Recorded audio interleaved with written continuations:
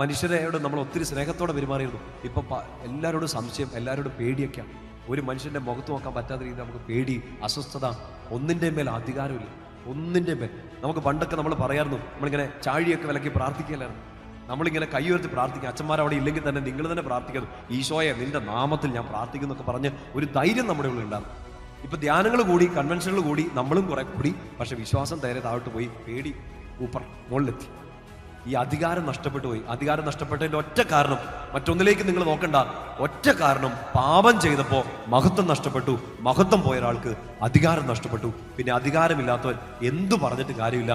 അധികാരമില്ലാത്തവൻ ശാസിച്ചാൽ പിശാച് പോവില്ല. പറഞ്ഞേ ഹല്ലേലൂയ. ഈശോ പഠിപ്പിച്ചുകൊണ്ടിരുന്ന സമയത്ത് ചുറ്റും നിന്നവരൊക്കെ പറഞ്ഞില്ലേ, ശത്രുക്കൾ പോലും പറഞ്ഞു, അധികാരമുള്ളവനെ പോലെ അവൻ പഠിപ്പിക്കുന്നു. അവൻ പറയുമ്പോൾ അത്ഭുതങ്ങൾ സംഭവിക്കുന്നു. അവൻ പറയുമ്പോൾ പിശാച് വിട്ടുപോകുന്നു. എൻ്റെ പ്രിയപ്പെട്ട സഹോദരങ്ങളെ, എത്രയോ പരിശുദ്ധ കുർബാനകൾ അർപ്പിച്ചവരാണ് നമ്മൾ. എത്രയോ തവണ ഈശോയുടെ ശരീരരക്തങ്ങൾ സ്വീകരിച്ച് ഈശോ നമ്മളിലും നമ്മൾ ഈശോയിലും വസിച്ചവരാണ്. എന്നിട്ട് നമുക്കെന്താ പറഞ്ഞ് പ്രാർത്ഥിക്കാൻ, തിന്മയെ ശാസിക്കാൻ, പിശാചിനെ ബഹിഷ്കരിക്കാൻ, വീട്ടിലുള്ള ഒരു അസ്വസ്ഥതയെ ശാസിച്ച് പുറത്തിറക്കി വിടാൻ എന്തുകൊണ്ടാണ് നമുക്ക് അധികാരമില്ലാത്തത്? അധികാരമില്ലാത്തതിന്റെ ഒറ്റ കാരണം മഹത്വം നഷ്ടപ്പെട്ടു. മഹത്വം നഷ്ടപ്പെട്ടതിന്റെ ഒറ്റ കാരണം പാപം ചെയ്തു. അതുകൊണ്ട് ഫോക്കസ് ചെയ്യണം, ശ്രദ്ധ കൊടുക്കണം. എൻ്റെ ഈശോ എനിക്ക് തന്ന അധികാരവും മഹത്വവും നഷ്ടപ്പെടുത്തുന്ന ഒരു പാപവും, അവിടുന്ന് തന്ന കൃപ നിഷ്ഫലമാക്കി കളയുന്ന ഒരു പാപവും എൻ്റെ ജീവിതത്തിൽ ഞാൻ ചെയ്യില്ല എന്ന് തീരുമാനിക്കുക. പല കടങ്ങൾക്കും കടം മാറ്റാൻ വേണ്ടി ലോൺ എടുത്തതും, ആ ലോൺ മാറ്റാൻ വേണ്ടി അടുത്ത കടമെടുത്തതും, അങ്ങനെ കടം പെരുകിയതിൻ്റെയൊക്കെ വലിയൊരു കാരണം എന്നിൽ ഈശോ തന്ന കൃപയെ നോക്കാതെ അപ്പുറത്തെ ഒരാൾ വളരുന്നത് കണ്ട് ഇഷ്ടക്കേട്, അസൂയ തോന്നി പല മണ്ടത്തരങ്ങളും നമ്മൾ കാണിച്ചു കൂട്ടിയിട്ടുണ്ട്. നമ്മുടെ 1000 10,000 ആകുന്നതിന് പകരം നമ്മുടെ 1000 100 താന്നുപോയ ജീവിതങ്ങൾ നമ്മുടെ ഇടയിലുണ്ട്. അവർക്ക് പറഞ്ഞേ ഹല്ലേലൂയ. ശക്തി പറഞ്ഞേ ഹല്ലേലൂയ. നിങ്ങളുടെ മുന്തിരിത്തോട്ടം നശിപ്പിക്കുന്ന ചെറു കുറുക്കന്മാരെ സൂക്ഷിച്ചോളൂ. ഈ ചേച്ചി ചോറ് കൊടുക്കുമ്പോൾ എന്നാ ചെയ്യുന്നതെന്നറിയോ? ഗലാത്യ 2:20 വചനം പറഞ്ഞുകൊണ്ട് ചോറുണ്ടാക്കും. ചോറ് നന്നായിട്ട് വേകാനുള്ള വചനമല്ല അത്. ഗലാത്യ 2:20 നിങ്ങൾക്ക് അറിയാം. ഞാനല്ല ജീവിക്കുന്നത്, ക്രിസ്തുവാണ് എന്നിൽ ജീവിക്കുന്നത് എന്ന് പറഞ്ഞേ. ഞാനല്ല ജീവിക്കുന്നത്, ക്രിസ്തുവാണ് എന്നിൽ ജീവിക്കുന്നത്. ചേച്ചി ഇതും പറഞ്ഞുകൊണ്ടാണ് ചോറിന് അരിയിടുന്നത്. എന്നുവെച്ചാൽ അതിൻ്റെ അർത്ഥം പിടികിട്ടിയോ? ഞാനാണേലും നിങ്ങളാണേലും ചോറ് കൊടുക്കത്തില്ല, കല്ലെടുത്തെറിയും. പക്ഷെ ചേച്ചിയുടെ ഉള്ളിൽ ഈ വചനം കിടക്കാണ്. ഞാനല്ല ചോറുണ്ടാക്കുന്നത്, ആരാ? ഈശോയാണ്. ഞാനല്ല ജീവിക്കുന്നത്, ക്രിസ്തുവാണ് എന്നിൽ ജീവിക്കുന്നത്. ചോറ് വിളമ്പി കൊടുക്കുമ്പോൾ കണ്ണ് നിറയുമ്പോഴും കണ്ണ് നിറഞ്ഞ് അത് തുടച്ച് മാറ്റാൻ നിൽക്കാതെ ചോറ് വിളമ്പി കൊടുക്കും. ഞാനല്ല, ഈശോയാണ് ചോറ് വിളമ്പി കൊടുക്കുന്നത്. നാളെ പറ്റിക്കാൻ വേണ്ടി അയാൾ പിന്നെയും പോവും. പോട്ടെ, ഞാനല്ലല്ലോ വേദനിക്കുന്നത്, ഈശോയാണ് വേദനിക്കുന്നത്. അടുത്ത ഞായറാഴ്ച വീണ്ടും വരും, ഞാൻ സ്വീകരിക്കും. ഞാനല്ല സ്വീകരിക്കുന്നത്, ഞാനല്ല ജീവിക്കുന്നത്, ക്രിസ്തുവാണ് ജീവിക്കുന്നത്. പറഞ്ഞേ ഹല്ലേലൂയ. പ്രിയപ്പെട്ട സഹോദരങ്ങളെ, നിങ്ങൾക്കുണ്ടാവുന്ന സഹനങ്ങളെ ദാവീദിനെ പോലെ തെറ്റിദ്ധരിക്കപ്പെടുമ്പോൾ, ദാവീദിനെ പോലെ ഒരു അക്രമത്തിന് ഇരയാകുമ്പോൾ, ദാവീദിനെ പോലെ ചെയ്യാത്ത കുറ്റത്തിന്റെ പേരിൽ നിങ്ങൾ കണ്ണീര് ഒഴുകി നിങ്ങൾ കരയുമ്പോൾ, നിങ്ങളുടെ പ്രിയപ്പെട്ടവർ പോലും നിങ്ങൾക്കെതിരെ കുന്തമെറിയുമ്പോൾ, ഏറ്റവും വിശ്വസിച്ച ഒരാൾ പോലും, നിങ്ങൾ വളർത്തിയെടുത്ത ആൾക്കാർ പോലും ചിലപ്പോൾ നിങ്ങൾക്കെതിരെ തിരിയുമ്പോൾ, അവർക്കെതിരെ തിരിഞ്ഞ് പുലമ്പാനോ ചീത്ത പറയാനോ, അവർക്കെതിരെ കൂടോത്രത്തിനോ ആഭിചാരത്തിനോ അവരുടെ നാശത്തിനോ വേണ്ടി ആഗ്രഹിക്കുകയും അസ്വസ്ഥപ്പെടുകയും ഒന്നും ചെയ്യാതെ ദാവീദിനെ പോലെ കിന്നരം വിട്ടുക, ദാവീദിനെ പോലെ ദൈവത്തെ മഹത്വപ്പെടുത്തുക. കർത്താവ് നിന്നെ മഹത്വപ്പെടുത്തും. ഈ വേദന വരുമ്പോൾ, ഈ ചതിക്കപ്പെടുമ്പോൾ, ഒറ്റപ്പെടുമ്പോൾ, ഒറ്റുകൊടുക്കപ്പെടുമ്പോൾ പറയണം, ഞാനല്ല, ഈശോയാണ്. ഞാനല്ല, ഈശോയാണ്. ശക്തിയോടെ പറഞ്ഞേ ഹല്ലേലൂയ. അത് എളുപ്പമാണോ എന്ന് എനിക്കറിയില്ല. ഓരോ അനുഭവങ്ങളിലും ഓരോ സങ്കടങ്ങളും നിങ്ങൾ അങ്ങനെ ഒന്ന് ചിന്തിച്ച് നോക്കിയേ.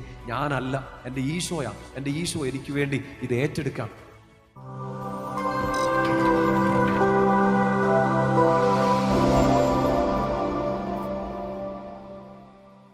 പ്രിയപ്പെട്ട പൗലോസ്ലീഹയുടെ സുന്ദരമായ ഒരു എഴുത്താണ് 2 തിമോത്തി 1:12. ബൈബിൾ ഉള്ളവരത് എടുക്കാം. 2 തിമോത്തി ചാപ്റ്റർ 1 വേഴ്സ് 12. 2 തിമോത്തി 1-ാമത്തെ അധ്യായം അതിൻ്റെ 12-ാമത്തെ വാക്യം. പൗലോസ്ലീഹ തനിക്കുണ്ടായ കുറേ സഹനങ്ങളെ കുറിച്ചൊക്കെ പറഞ്ഞിട്ട് പ്രിയപ്പെട്ട മകൻ, പ്രിയപ്പെട്ട ശിഷ്യനായ തിമോത്തിയോട് പറയാണ്, മോനെ, ഒത്തിരി സങ്കടങ്ങളുണ്ട്, ഒത്തിരി സഹനങ്ങളുണ്ട്, പക്ഷെ ഞാൻ ഇതിലെല്ലാം പിടിച്ചു നിൽക്കും. എങ്ങനെയാണ് പിടിച്ചു നിൽക്കുന്നത്? നിങ്ങൾ ഈ വചനം ഇത് മനസ്സിലാക്കുമ്പോൾ നന്നായിട്ട് ഹൃദയത്തിലോട്ട് ഇത് ഏറ്റെടുക്കണം. നമ്മൾ കേൾക്കുന്ന ഓരോ വചനവും നമ്മുടെ ജീവിതത്തെ വ്യാഖ്യാനിക്കണം. പൗലോസ്ലീഹ തൻ്റെ സഹനത്തെക്കുറിച്ച് പറയുമ്പോൾ അത് പൗലോസ്ലീഹയ്ക്ക് സംഭവിച്ചൊരു കാര്യമായിട്ടല്ല, ഇത് നമ്മുടെ ജീവിതത്തിലും ഈ വചനം മാംസം ധരിക്കണം. നമ്മുടെ ജീവിത സാഹചര്യങ്ങളിലും ഇത് 100 മേനി ഫലം ചൂടണം. പൗലോസ്ലീഹ തിമോത്തിയോട് പറഞ്ഞു കൊടുക്കുകയാണ്, എനിക്ക് ഒത്തിരി സഹനങ്ങളുണ്ടായി, ഒത്തിരി വേദനകളുണ്ടായി. പക്ഷെ ഞാൻ ഇതിലെല്ലാം പിടിച്ചു നിൽക്കും. ഞാൻ അതിൽ നാണം കെടുന്നില്ല. ഞാൻ അതിൽ നിന്ന് പിന്നോട്ട് പോവില്ല. ഈ സഹനം ഇനി കൂടിയാലും ഞാൻ പിടിച്ചു നിൽക്കും. അതിനുള്ളൊരു വലിയ കാരണം പൗലോസ്ലീഹ പറയണം. വചനം ശ്രദ്ധിച്ച് കേട്ടെ. 2 തിമോത്തി 1:12. ഇക്കാരണത്താലാണ് ഞാൻ ഇപ്പോൾ ഇവയെല്ലാം സഹിക്കുന്നത്, ഞാനതിൽ ലജ്ജിക്കുന്നില്ല. എന്തെന്നാൽ ആരിലാണ് വിശ്വാസം അർപ്പിച്ചിരിക്കുന്നതെന്ന് എനിക്ക് അറിയാം. എല്ലാവരും ഒന്ന് ചേർന്നത് ഓർക്കുക, ഒരുമിച്ച് വായിച്ചേ. ഇക്കാരണത്താലാണ് ഞാനിപ്പോൾ ഇവയെല്ലാം സഹിക്കുന്നത്, ഞാനതിൽ ലജ്ജിക്കുന്നില്ല. എന്തെന്നാൽ ആരിലാണ് ഞാൻ വിശ്വാസം അർപ്പിച്ചിരിക്കുന്നതെന്ന് എനിക്ക് അറിയാം. പറഞ്ഞേ ഹല്ലേലൂയ. ഇത് നമുക്ക് എല്ലാവർക്കും ഇത് പറയാൻ പറ്റണം.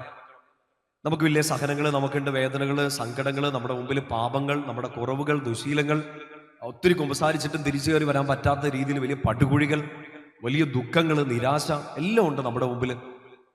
കയറി വരാൻ പറ്റുന്നില്ല. കയറി വരാനുള്ള ഒറ്റ കാര്യം, ആരിലാണ് വിശ്വാസം അർപ്പിച്ചിരിക്കുന്നതെന്ന് ഓർത്തേക്കുക. പറഞ്ഞേ ഹല്ലേലൂയ. ശക്തി പറഞ്ഞേ ഹല്ലേലൂയ. ഒരു 2-3 വർഷങ്ങൾക്ക് മുമ്പ് ഒരു സ്ഥലത്ത്, ഒരു പുറത്തൊരു രാജ്യത്ത് ധ്യാനിപ്പിക്കാൻ പോയി. അവിടെ ഇങ്ങനെ യുവജനങ്ങൾക്ക് വേണ്ടി ഒരു സെഷൻ പ്രത്യേകമായിട്ട് നടന്നുകൊണ്ടിരിക്കുകയാണ്. അപ്പോൾ 3 ദിവസത്തെ 3 വൈകുന്നേരത്തെ ഒരു സെഷനാണ്. വലിയവർക്കും കുഞ്ഞുങ്ങൾക്ക് വെച്ചാൽ യുവജനങ്ങൾക്ക് വേണ്ടി. അപ്പോൾ യുവജനങ്ങൾക്ക് വേണ്ടിയുള്ളൊരു സെഷൻ്റെ സമയത്ത് 2-ാം ദിവസം വൈകുന്നേരം ഒരു പെൺകുട്ടി, ഒരു 18-19 വയസ്സുള്ള ഒരു പെൺകൊച്ചാണ്.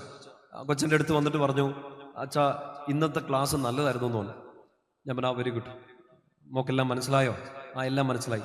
നീ ഇന്നലെ വന്നില്ലേ? ഞാൻ ഇന്നലെ വന്നായിരുന്നു. ഇന്നലെ പറഞ്ഞത് മനസ്സിലായോ? ഇന്നലെ പറഞ്ഞ എനിക്ക് മനസ്സിലായില്ലെന്ന്. ആദ്യത്തെ ദിവസം സാധാരണ വളരെ ലൈറ്റായിട്ട് കാര്യങ്ങൾ സംസാരിക്കാറുള്ളൂ. എന്നിട്ടും ആ കൊച്ചിനത് മനസ്സിലാവാത്തതുകൊണ്ട് ഞാൻ ചോദിച്ചു, അതെന്നാ കട്ടിയായി പോയോ? അവൾ വളരെ നിഷ്കളങ്കമായിട്ട് എന്നോട് പറഞ്ഞു, ഇല്ലച്ചാ എൻ്റെ കെട്ട് മാറിയിട്ടില്ലായിരുന്നു. കെട്ട് മാറിയിട്ടില്ലെന്നു. കെട്ട് മാറിയിട്ടില്ലെന്ന് വെച്ചാൽ നമ്മൾ സാധാരണ ചിന്തിക്കുന്നത് എന്താ, ഓക്കെ പിശാച് എന്തോ കെട്ടിയിട്ടേക്കുന്നു, എന്തോ ബന്ധനത്തിലാണ്.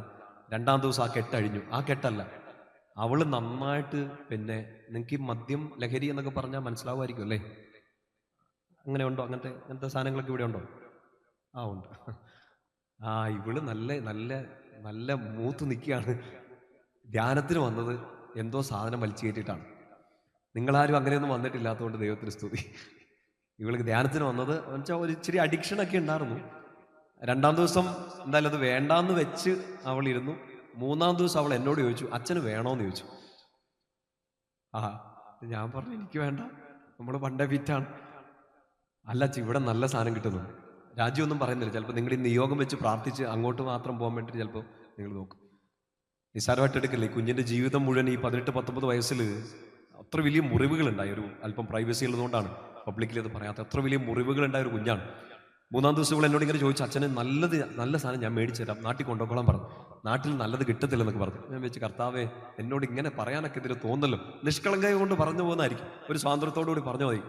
കുഞ്ഞിനോട് കുറച്ചു നേരത്തെ സംഭാഷണത്തിൽ ഈ 3-ാം ദിവസം സംസാരിച്ചുകൊണ്ടിരിക്കുമ്പോഴാണ് ഇവളിങ്ങനെ ഹൃദയം തുറന്ന്, മനസ്സ് തുറന്ന് കാര്യങ്ങളൊക്കെ പറഞ്ഞു. അവൾക്കുണ്ടായ സങ്കടങ്ങൾ, വേദനകൾ. ഞാൻ ശരിക്കും വിചാരിച്ചു, കർത്താവ് ഇതെങ്ങനെ പിടിച്ചു നിന്നു, ഈ കൊച്ചെങ്ങനെ പിടിച്ചു നിന്നു. ഞാനാണെങ്കിൽ ആ വേദന വന്നാൽ 3 തവണ അറ്റാക്ക് മിനിമം ഉണ്ടാവും. അത്രയും വലിയ വേദനയാണ്. അത്രയും വലിയ, നിങ്ങളോട് പറഞ്ഞാൽ ചിലപ്പോൾ നിങ്ങൾക്ക് പാനിക് അറ്റാക്ക് ഉണ്ടാവും. അത്രയും വലിയ സങ്കടം ഈ അതിൻ്റെ കുഞ്ഞ് ജീവിതം കൊണ്ട് ഇങ്ങനെ സഹിക്കേണ്ടി വന്നു. ഈ ആ ഒരു സ്ഥലത്ത് വെച്ച് വലിയൊരു വിശ്വാസവഞ്ചനയൊക്കെ നേരിടേണ്ടി വന്നു.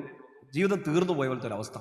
ഈ കുഞ്ഞെന്നിട്ട് കുറേ സംസാരിച്ചു. ഒരു തുള്ളി കണ്ണുനീര് പോലും പുറത്തോട്ട് വരുന്നില്ല. എന്തായാലും 2-3 ദിവസത്തെ ധ്യാനത്തിന്റെ ശുശ്രൂഷകളൊക്കെ, ആരാധനയൊക്കെ കൂടി ശരിക്കും അവൾ പിന്നീട് സാക്ഷ്യപ്പെടുത്തി.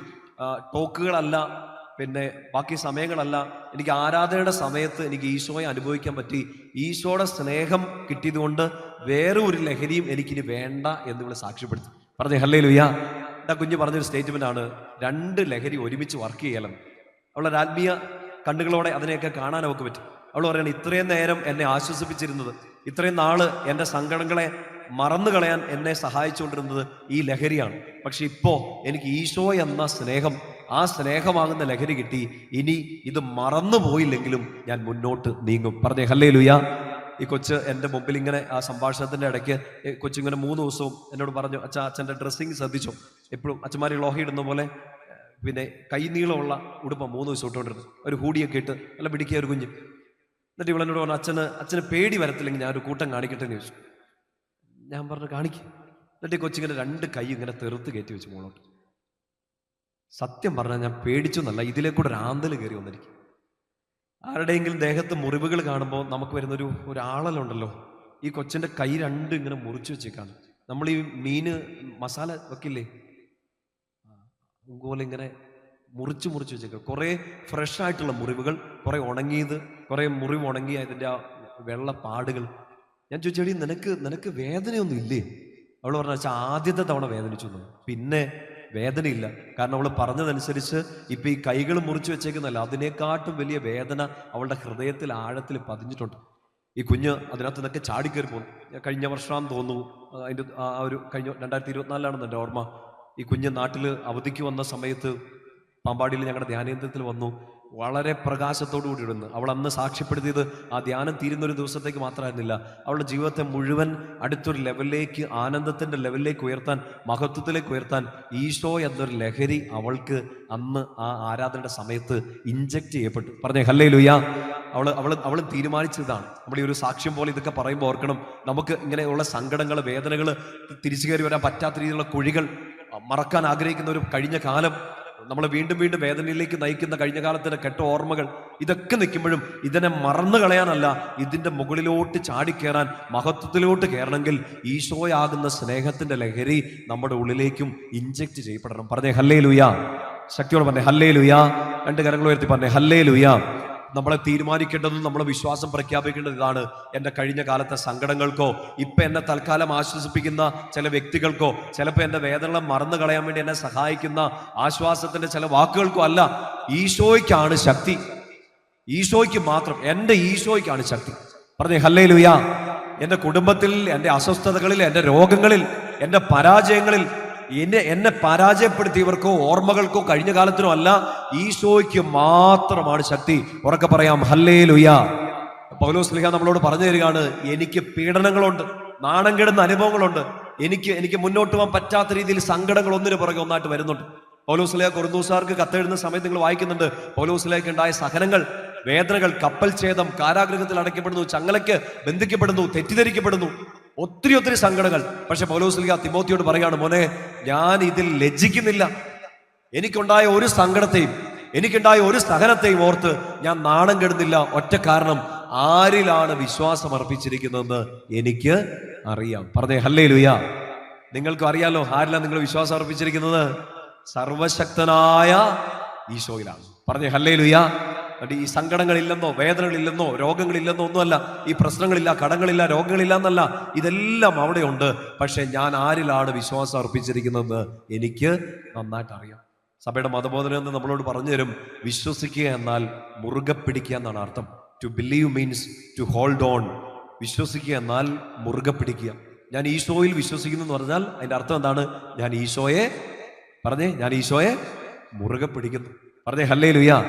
നിങ്ങൾ ഈശോയെ വിശ്വസിക്കുന്നില്ലേ? ഉണ്ട് എന്ന് വെച്ചാൽ അതിന്റെ അർത്ഥം ഞാൻ ഈശോയിൽ മുറുകെ പിടിക്കുന്നു. എനിക്ക് എന്ത് വന്നാലും കാറ്റടിച്ചാലും കോളടിച്ചാലും എന്ന് വെച്ചാൽ കോളടിക്കാനല്ല, തിരമാലകൾ അടിച്ചാലും എന്തു വന്നാലും ഞാൻ ഈശോയിൽ ആശ്രയിക്കുന്നു. ആരിലാണ് വിശ്വാസം അർപ്പിച്ചിരിക്കുന്നതെന്ന് എനിക്ക് അറിയാം. പറഞ്ഞേ ഹല്ലേലൂയ. അല്ലെ, ശ്രദ്ധിക്കണം. നമ്മൾ ഈ ദിവസങ്ങൾക്ക് ഈ ദൈവമഹത്വത്തെ കുറിച്ച് പറഞ്ഞുകൊണ്ടിരിക്കുമ്പോൾ, കർത്താവിൻ്റെ ആധിപത്യം, കർത്താവിൻ്റെ അധികാരത്തെക്കുറിച്ചൊക്കെ പറയുമ്പോൾ നിങ്ങൾ ഓർത്ത് വയ്ക്കുക, നമുക്ക് നമ്മുടെ ജീവിതത്തിൻ്റെ മേൽ പല കാര്യങ്ങളുടെ മേലും ഒരു കൺട്രോൾ കിട്ടുന്നില്ല. നമ്മുടെ ജീവിതത്തിൽ പല കാര്യങ്ങളും നമ്മുടെ നിയന്ത്രണത്തിൽ കിട്ടുന്നില്ല.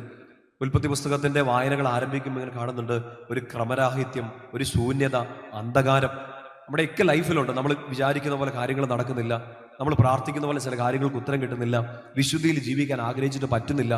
കർത്താവ് മഹത്വത്തോടെ നൽകിയൊരു ജീവിതം ചിലപ്പോൾ ഇങ്ങനെ ചീഞ്ഞളിഞ്ഞ് ഒരു പരുവമായിട്ടൊക്കെ നിൽക്കുകയായിരിക്കും. അതൊന്ന് തിരിച്ചു പിടിക്കണം. ഇന്ന് ഈ 3-ാമത്തെ സന്ധിയിൽ എനിക്ക് നിങ്ങളോട് പറഞ്ഞു തരാൻ ഒരു പ്രേരണ കിട്ടുന്നതാണ്, ഈശോ തന്ന മഹത്വം ചിലപ്പം നമുക്ക് നഷ്ടപ്പെട്ടു പോയിട്ടുണ്ടാകാം, അത് തിരിച്ചു പിടിക്കണം. പറഞ്ഞേ ഹല്ലേലൂയ. നിങ്ങൾക്ക് ഈശോ ഒരു മഹത്വം തന്നിട്ടുണ്ടോ? നമ്മൾ ആദ്യ ദിവസം ഒരു പ്രാർത്ഥന ചൊല്ലിയായിരുന്നു. ഇന്നലെ നിങ്ങളോടത് വീണ്ടും ചോദിച്ചായിരുന്നു. ഇന്ന് ഞാൻ 3-ാമതും ചോദിക്കും, എന്നെ നിരാശപ്പെടുത്തരുത്. ഈശോ പ്രാർത്ഥിച്ചൊരു പ്രാർത്ഥന എന്നൊക്കെ പറഞ്ഞ് നമ്മളിങ്ങനെ പ്രാർത്ഥിച്ചായിരുന്നു. എന്താണ്? പിതാവേ. നല്ലതാണ്. ഞാനും ഇങ്ങനെ ധ്യാനമൊക്കെ കൂടുന്ന സമയത്ത് ധ്യാനിപ്പിക്കുന്നവരെ പറ്റിക്കായിരുന്നു. എങ്ങനെ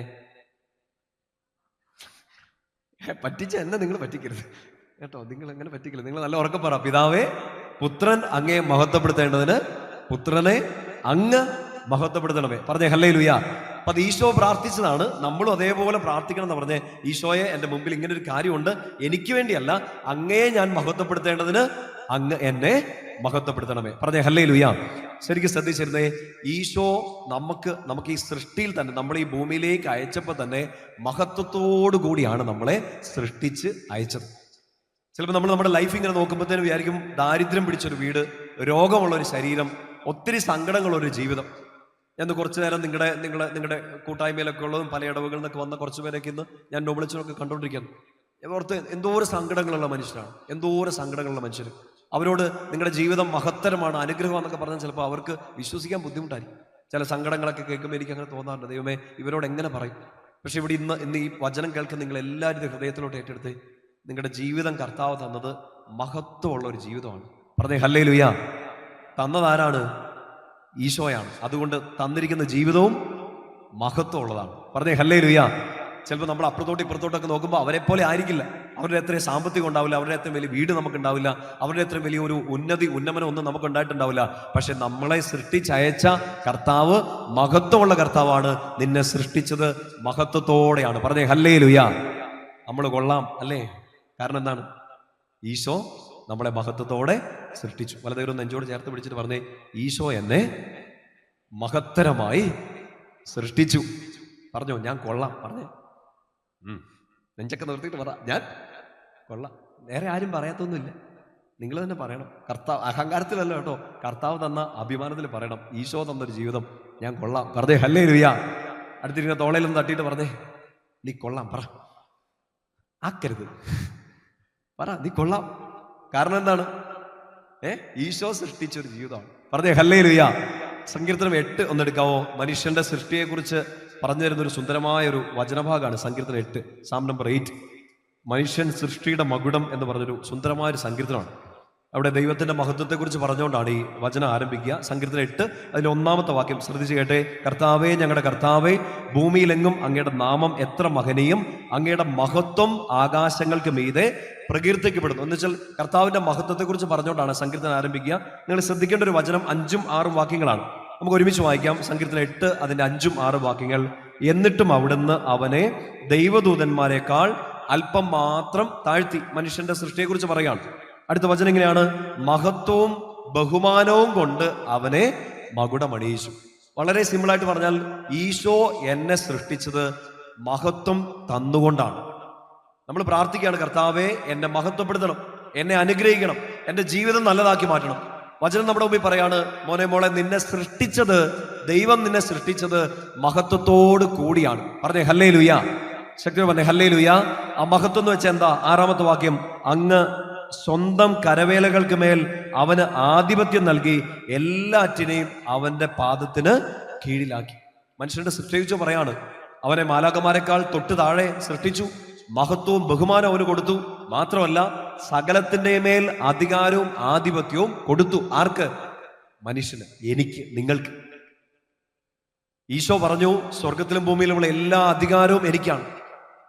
സങ്കീർത്തകൻ പറഞ്ഞു തരികയാണ്, ദൈവം മനുഷ്യനെ സൃഷ്ടിച്ചത് ആധിപത്യത്തോടെ, അധികാരത്തോടെ, മഹത്വത്തോടെയാണ്. നിങ്ങളിത് നന്നായിട്ട് മനസ്സിലാക്കുമെങ്കിൽ ഹൃദയത്തിലേക്ക് ഏറ്റെടുക്കുക. ഈശോ നിന്നെ സൃഷ്ടിച്ചത് ഈശോയെ പോലെയാണെന്ന്. അപ്പൊ നിങ്ങളെ കണ്ട ഈശോ എന്ന ആൾക്കാർ പറയുന്നുണ്ടോ? അതോ ഷോ എൻ്റെ ഈശോ എന്നൊക്കെ പറഞ്ഞ ആൾക്കാർ തല കൈവെക്കാണോ അറിയുന്നില്ല. നന്നായിട്ട് മനസ്സിലാക്കുക, നമ്മുടെ ഡിഗ്നിറ്റി, സ്വർഗം തന്നിരിക്കുന്ന ഒരു അന്തസ് ഇതാണ്.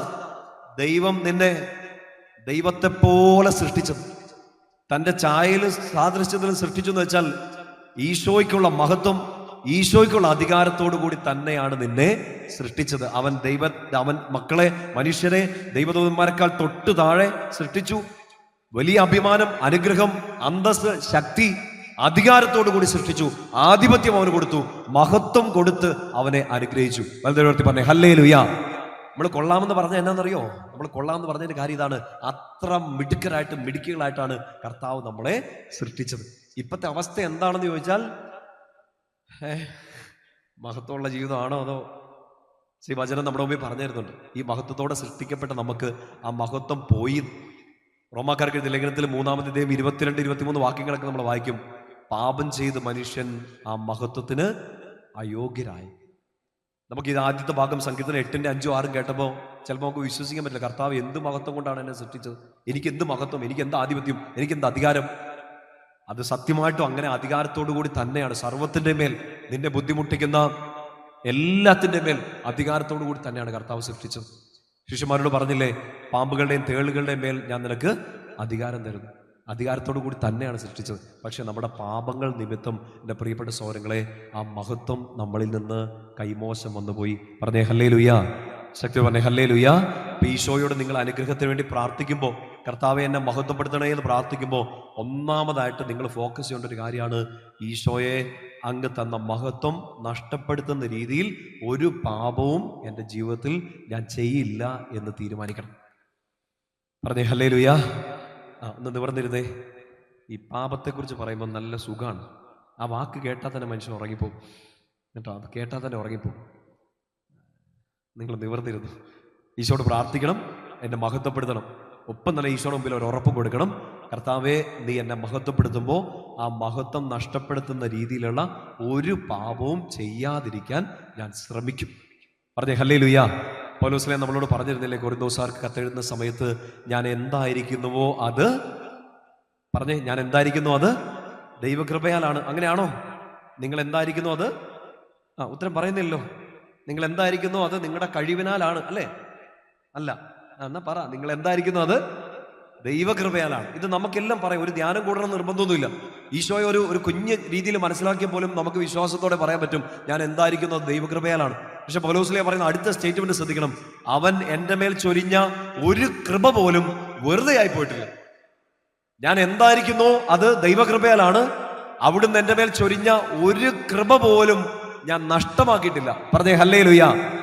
ഞാൻ എന്തായിരിക്കുന്നു അത് ദൈവകൃപയാലാണ് എന്ന് ഉറപ്പുള്ളവർ കൈയെടുത്തുകയെ. ഞാനിപ്പോൾ എന്താണ്, എൻ്റെ സ്റ്റാറ്റസ്, എൻ്റെ ആരോഗ്യം, എൻ്റെ സുസ്ഥിതി, എനിക്ക് കിട്ടിയ നല്ല പേര്, എന്തോ ആവട്ടെ, ഞാൻ എന്തായിരിക്കുന്നു അത് ദൈവകൃപയാലാണ്. ഉറപ്പാണോ? നിങ്ങളുടെ അടുത്താരെങ്കിലും കൈ പൊക്കുന്നില്ലേ, അവരെ ഒന്ന് തുറച്ചു നോക്കിയാൽ നമുക്ക് ഉറപ്പാണ് നമ്മൾ എന്തായിരിക്കുന്നു അത് ദൈവകൃപയാലാണ്. കൈതാത്താൻ പറയാം. പൗലോസ്ലീഹ പറഞ്ഞതുപോലെ, എൻ്റെ ഈശോ എനിക്ക് തന്ന ഒരു കൃപ പോലും ഞാൻ വെറുതെ ആക്കിയിട്ടില്ല എന്ന് ഉറപ്പുള്ളവർ മാത്രം കൈയെടുത്തുകയെ. ഞാൻ ആദ്യം കൈ കെട്ടാം, നിങ്ങൾക്കൊരു സന്തോഷമാവട്ടെ. എല്ലാവരും കൈ താത്തിയോ? ഇപ്പൊ അടുത്ത് കൈ പൊക്കി പിടിച്ചിരിക്കുന്നവരെ നന്നായിട്ടൊന്ന് തുറച്ചു നോക്കിക്കോ. എടാ കള്ളി എന്നൊക്കെ വിളിച്ചു. ഇല്ല, നല്ല നല്ല മനുഷ്യരാണ്, നല്ല മഹത്വം കളയാത്ത മനുഷ്യരൊക്കെ ഉണ്ട് നമ്മുടെ ഇടയിൽ. ഞാൻ ഇടയ്ക്ക് കുറച്ച് കളഞ്ഞെന്ന് തോന്നുന്നു, അതാ ഞാൻ കൈയ്യട്ടി വന്നു. പറഞ്ഞേ ഹല്ലേലൂയ. പ്രിയപ്പെട്ട സഹോദരങ്ങളെ, നമുക്ക് പറയാൻ പറ്റില്ല. ആദ്യത്തെ സ്റ്റേറ്റ്മെന്റ് നമുക്ക് പറയാം, ഈശോയെ നീ തന്ന അല്ലാതെ മറ്റൊന്നുമില്ല. നമുക്ക് പാട്ടൊക്കെ പാടി പ്രാർത്ഥിക്കാം. പക്ഷേ ഈശോ നമ്മളിത് കേൾക്കാൻ ആഗ്രഹിക്കുന്ന ഒരു കാര്യം ഇതാണ്, മോളെ, ഞാൻ നിനക്ക് തന്ന കൃപ, ഞാൻ നിനക്ക് തന്ന മഹത്വം നീ കളഞ്ഞോ? അത് കളയുന്ന ഒരു പ്രധാനപ്പെട്ട കാര്യമാണ് നമ്മുടെ പാപങ്ങൾ. നിങ്ങൾ ദിവസങ്ങളൊക്കെ നന്നായിട്ട് കുമ്പസാരിക്കുന്നു, വചനമൊക്കെ കേട്ട്, ചിലപ്പോൾ നിങ്ങൾ ആഴ്ചയിൽ കുമ്പസാരിക്കുന്നവരുണ്ടാകാം, വർഷത്തിൽ ഒരിക്കൽ കുമ്പസാരിക്കുന്നവരൊക്കെ ഉണ്ടാകാം. ആത്മീയസ്ഥിതി പല രീതിയിലാണ്. കൂടെ കുമ്പസാരിച്ച് നല്ല മിടുക്കരായിട്ട് നിൽക്കുന്നവരുണ്ട്. നമുക്ക് എപ്പോഴും ഈ പ്രലോഭനങ്ങൾ വരും, നമുക്ക് എപ്പോഴും പാപങ്ങൾ നമ്മുടെ ജീവിതത്തിൽ ഇങ്ങനെ മാടി വിളിച്ചുകൊണ്ടിരിക്കും. ചില ദുശീലങ്ങൾക്കൊക്കെ നമ്മൾ പെട്ടുപോകും. നിങ്ങളോട് ഇത് പറഞ്ഞ് നിങ്ങളുടെ ഹൃദയത്തിലോട്ട് ഇത് കയറണം എന്ന് ഞാൻ ആഗ്രഹിക്കുക. പരിശുദ്ധാത്മാവ് സഹായിക്കട്ടെ. പാപം നമ്മുടെ ജീവിതത്തിൽ എന്ത് ചെയ്യുന്നു എന്ന് ചോദിച്ചാൽ, ഈ കൺവെൻഷനിൽ നിങ്ങളുടെ ഉള്ളിലോട്ട് ഈ ഒരു ബോധ്യം കിട്ടണമെന്ന് ഞാൻ ആഗ്രഹിക്കുകയാണ്. പാപം എൻ്റെ ജീവിതത്തിൽ രോഗങ്ങൾ വരുത്തി, പാപം എൻ്റെ ജീവിതത്തിൽ സന്തോഷം എടുത്തു കളഞ്ഞു, പാപം എൻ്റെ ജീവിതത്തിൽ ദുഃഖങ്ങൾ കൊണ്ടുതന്നു, ഇതൊന്നുമല്ല. അതിനേക്കാൾ മുകളിൽ പാപം ഒരാളുടെ ജീവിതത്തിൽ, എൻ്റെ ജീവിതത്തിൽ നഷ്ടപ്പെടുത്തി കളയുന്നത് ദൈവം തന്ന മഹത്വമാണ്. ക്ലിയർ ആണോ? പാപം എടുത്തു കളയുന്നത് എന്താണ്? പാപം നശിപ്പിച്ച് കളയുന്നത് എന്താണ്? എന്നെ ദൈവം മഹത്വത്തോടുകൂടി, അധികാരത്തോടുകൂടി സൃഷ്ടിച്ചു. മഹത്വം എന്ന് വെച്ചാൽ സർവത്തിന്റെ മേൽ അധികാരം. നിങ്ങൾ ഓർത്ത് നോക്കി, ഇപ്പൊ എന്ത് കണ്ടാലും ചിലപ്പോൾ നമുക്ക് പേടിയാണ്. വാഴയില ഒന്ന് അനങ്ങിയാൽ, വാഴയില ഇനി അനങ്ങിയില്ലെങ്കിൽ പേടി. ഇന്നലെ ഞങ്ങൾ താമസിക്കുന്ന സ്ഥലത്തേക്ക് പോയപ്പോൾ അവിടെ ഒരു മൂർഖം പാമ്പ്. എൻ്റെ കൂടെയുള്ള പയ്യൻ ഞെട്ടി വിറച്ചു. ഞാൻ ഞെട്ടിയില്ല, കാരണം ഞാൻ ഉറങ്ങിപ്പോയായിരുന്നു നേരത്തെ. അവനിച്ചിരി താമസിച്ചാണ്. പാമ്പിനെ കണ്ട പിന്നെ നിങ്ങൾ ഞെട്ടത്തില്ലേ? ഞാനും ഞെട്ടി. ഞാൻ ഉറങ്ങിപ്പോയതുകൊണ്ട് ഞെട്ടിയില്ല. ഈ ഭയം എന്നൊരു സാധനം നമ്മുടെ എല്ലാം ഉള്ളിൽ കിടപ്പുണ്ട്. നമ്മൾ പേടിക്കും, സകലതയും പേടി, മനുഷ്യരെ പേടി. വീടിൻ്റെ മുറ്റത്തൊരു മുട്ട കണ്ടാൽ, പണ്ടാണെങ്കിൽ നമ്മൾ കൊണ്ട് പൊരിച്ചേനെ, ഇപ്പോൾ വീടിൻ്റെ മുറ്റത്തൊരു മുട്ട കണ്ടാൽ പേടിക്കും. സകലത്തിനെയും നമ്മൾ പേടിക്കും. നേരത്തെ മനുഷ്യരോട് നമ്മൾ ഒത്തിരി സ്നേഹത്തോടെ പെരുമാറിയിരുന്നു. ഇപ്പൊ എല്ലാവരോടും സംശയം, എല്ലാവരോടും പേടിയൊക്കെയാണ്. ഒരു മനുഷ്യന്റെ മുഖത്ത് നോക്കാൻ പറ്റാത്ത രീതിയിൽ നമുക്ക് പേടി, അസ്വസ്ഥത, ഒന്നിൻ്റെ മേൽ അധികാരമില്ല, ഒന്നിൻ്റെ മേൽ. നമുക്ക് പണ്ടൊക്കെ നമ്മൾ പറയായിരുന്നു, നമ്മളിങ്ങനെ ചാഴിയൊക്കെ വിലക്കി പ്രാർത്ഥിക്കുകയല്ലായിരുന്നു, നമ്മളിങ്ങനെ കൈ ഉയർത്തി പ്രാർത്ഥിക്കുക. അച്ഛന്മാർ അവിടെ ഇല്ലെങ്കിൽ തന്നെ നിങ്ങൾ തന്നെ പ്രാർത്ഥിക്കുന്നു, ഈശോയെ നിന്റെ നാമത്തിൽ ഞാൻ പ്രാർത്ഥിക്കുന്നു എന്നൊക്കെ പറഞ്ഞ് ഒരു ധൈര്യം നമ്മുടെ ഉള്ളിൽ ഉണ്ടാകും. ഇപ്പൊ ധ്യാനങ്ങൾ കൂടി, കൺവെൻഷനുകൾ കൂടി, നമ്മളും കുറെ കൂടി, പക്ഷെ വിശ്വാസം നേരെ താഴോട്ട് പോയി, പേടി ഊപ്പർ മുകളിലെത്തി. ഈ അധികാരം നഷ്ടപ്പെട്ടു പോയി. അധികാരം നഷ്ടപ്പെട്ടതിന്റെ ഒറ്റ കാരണം, മറ്റൊന്നിലേക്ക് നിങ്ങൾ നോക്കണ്ട, ഒറ്റ കാരണം, പാപം ചെയ്തപ്പോൾ മഹത്വം നഷ്ടപ്പെട്ടു. മഹത്വം പോയ ഒരാൾക്ക് അധികാരം നഷ്ടപ്പെട്ടു. പിന്നെ അധികാരമില്ലാത്തവൻ എന്തു പറഞ്ഞിട്ട് കാര്യമില്ല. അധികാരമില്ലാത്തവൻ ശാസിച്ചാൽ പിശാച് പോവില്ല. പറഞ്ഞേ ഹല്ലേലൂയ. ഈശോ പഠിപ്പിച്ചുകൊണ്ടിരുന്ന സമയത്ത് ചുറ്റും നിന്നവരൊക്കെ പറഞ്ഞില്ലേ, ശത്രുക്കൾ പോലും പറഞ്ഞു, അധികാരമുള്ളവനെ പോലെ അവൻ പഠിപ്പിക്കുന്നു. അവൻ പറയുമ്പോൾ അത്ഭുതങ്ങൾ സംഭവിക്കുന്നു.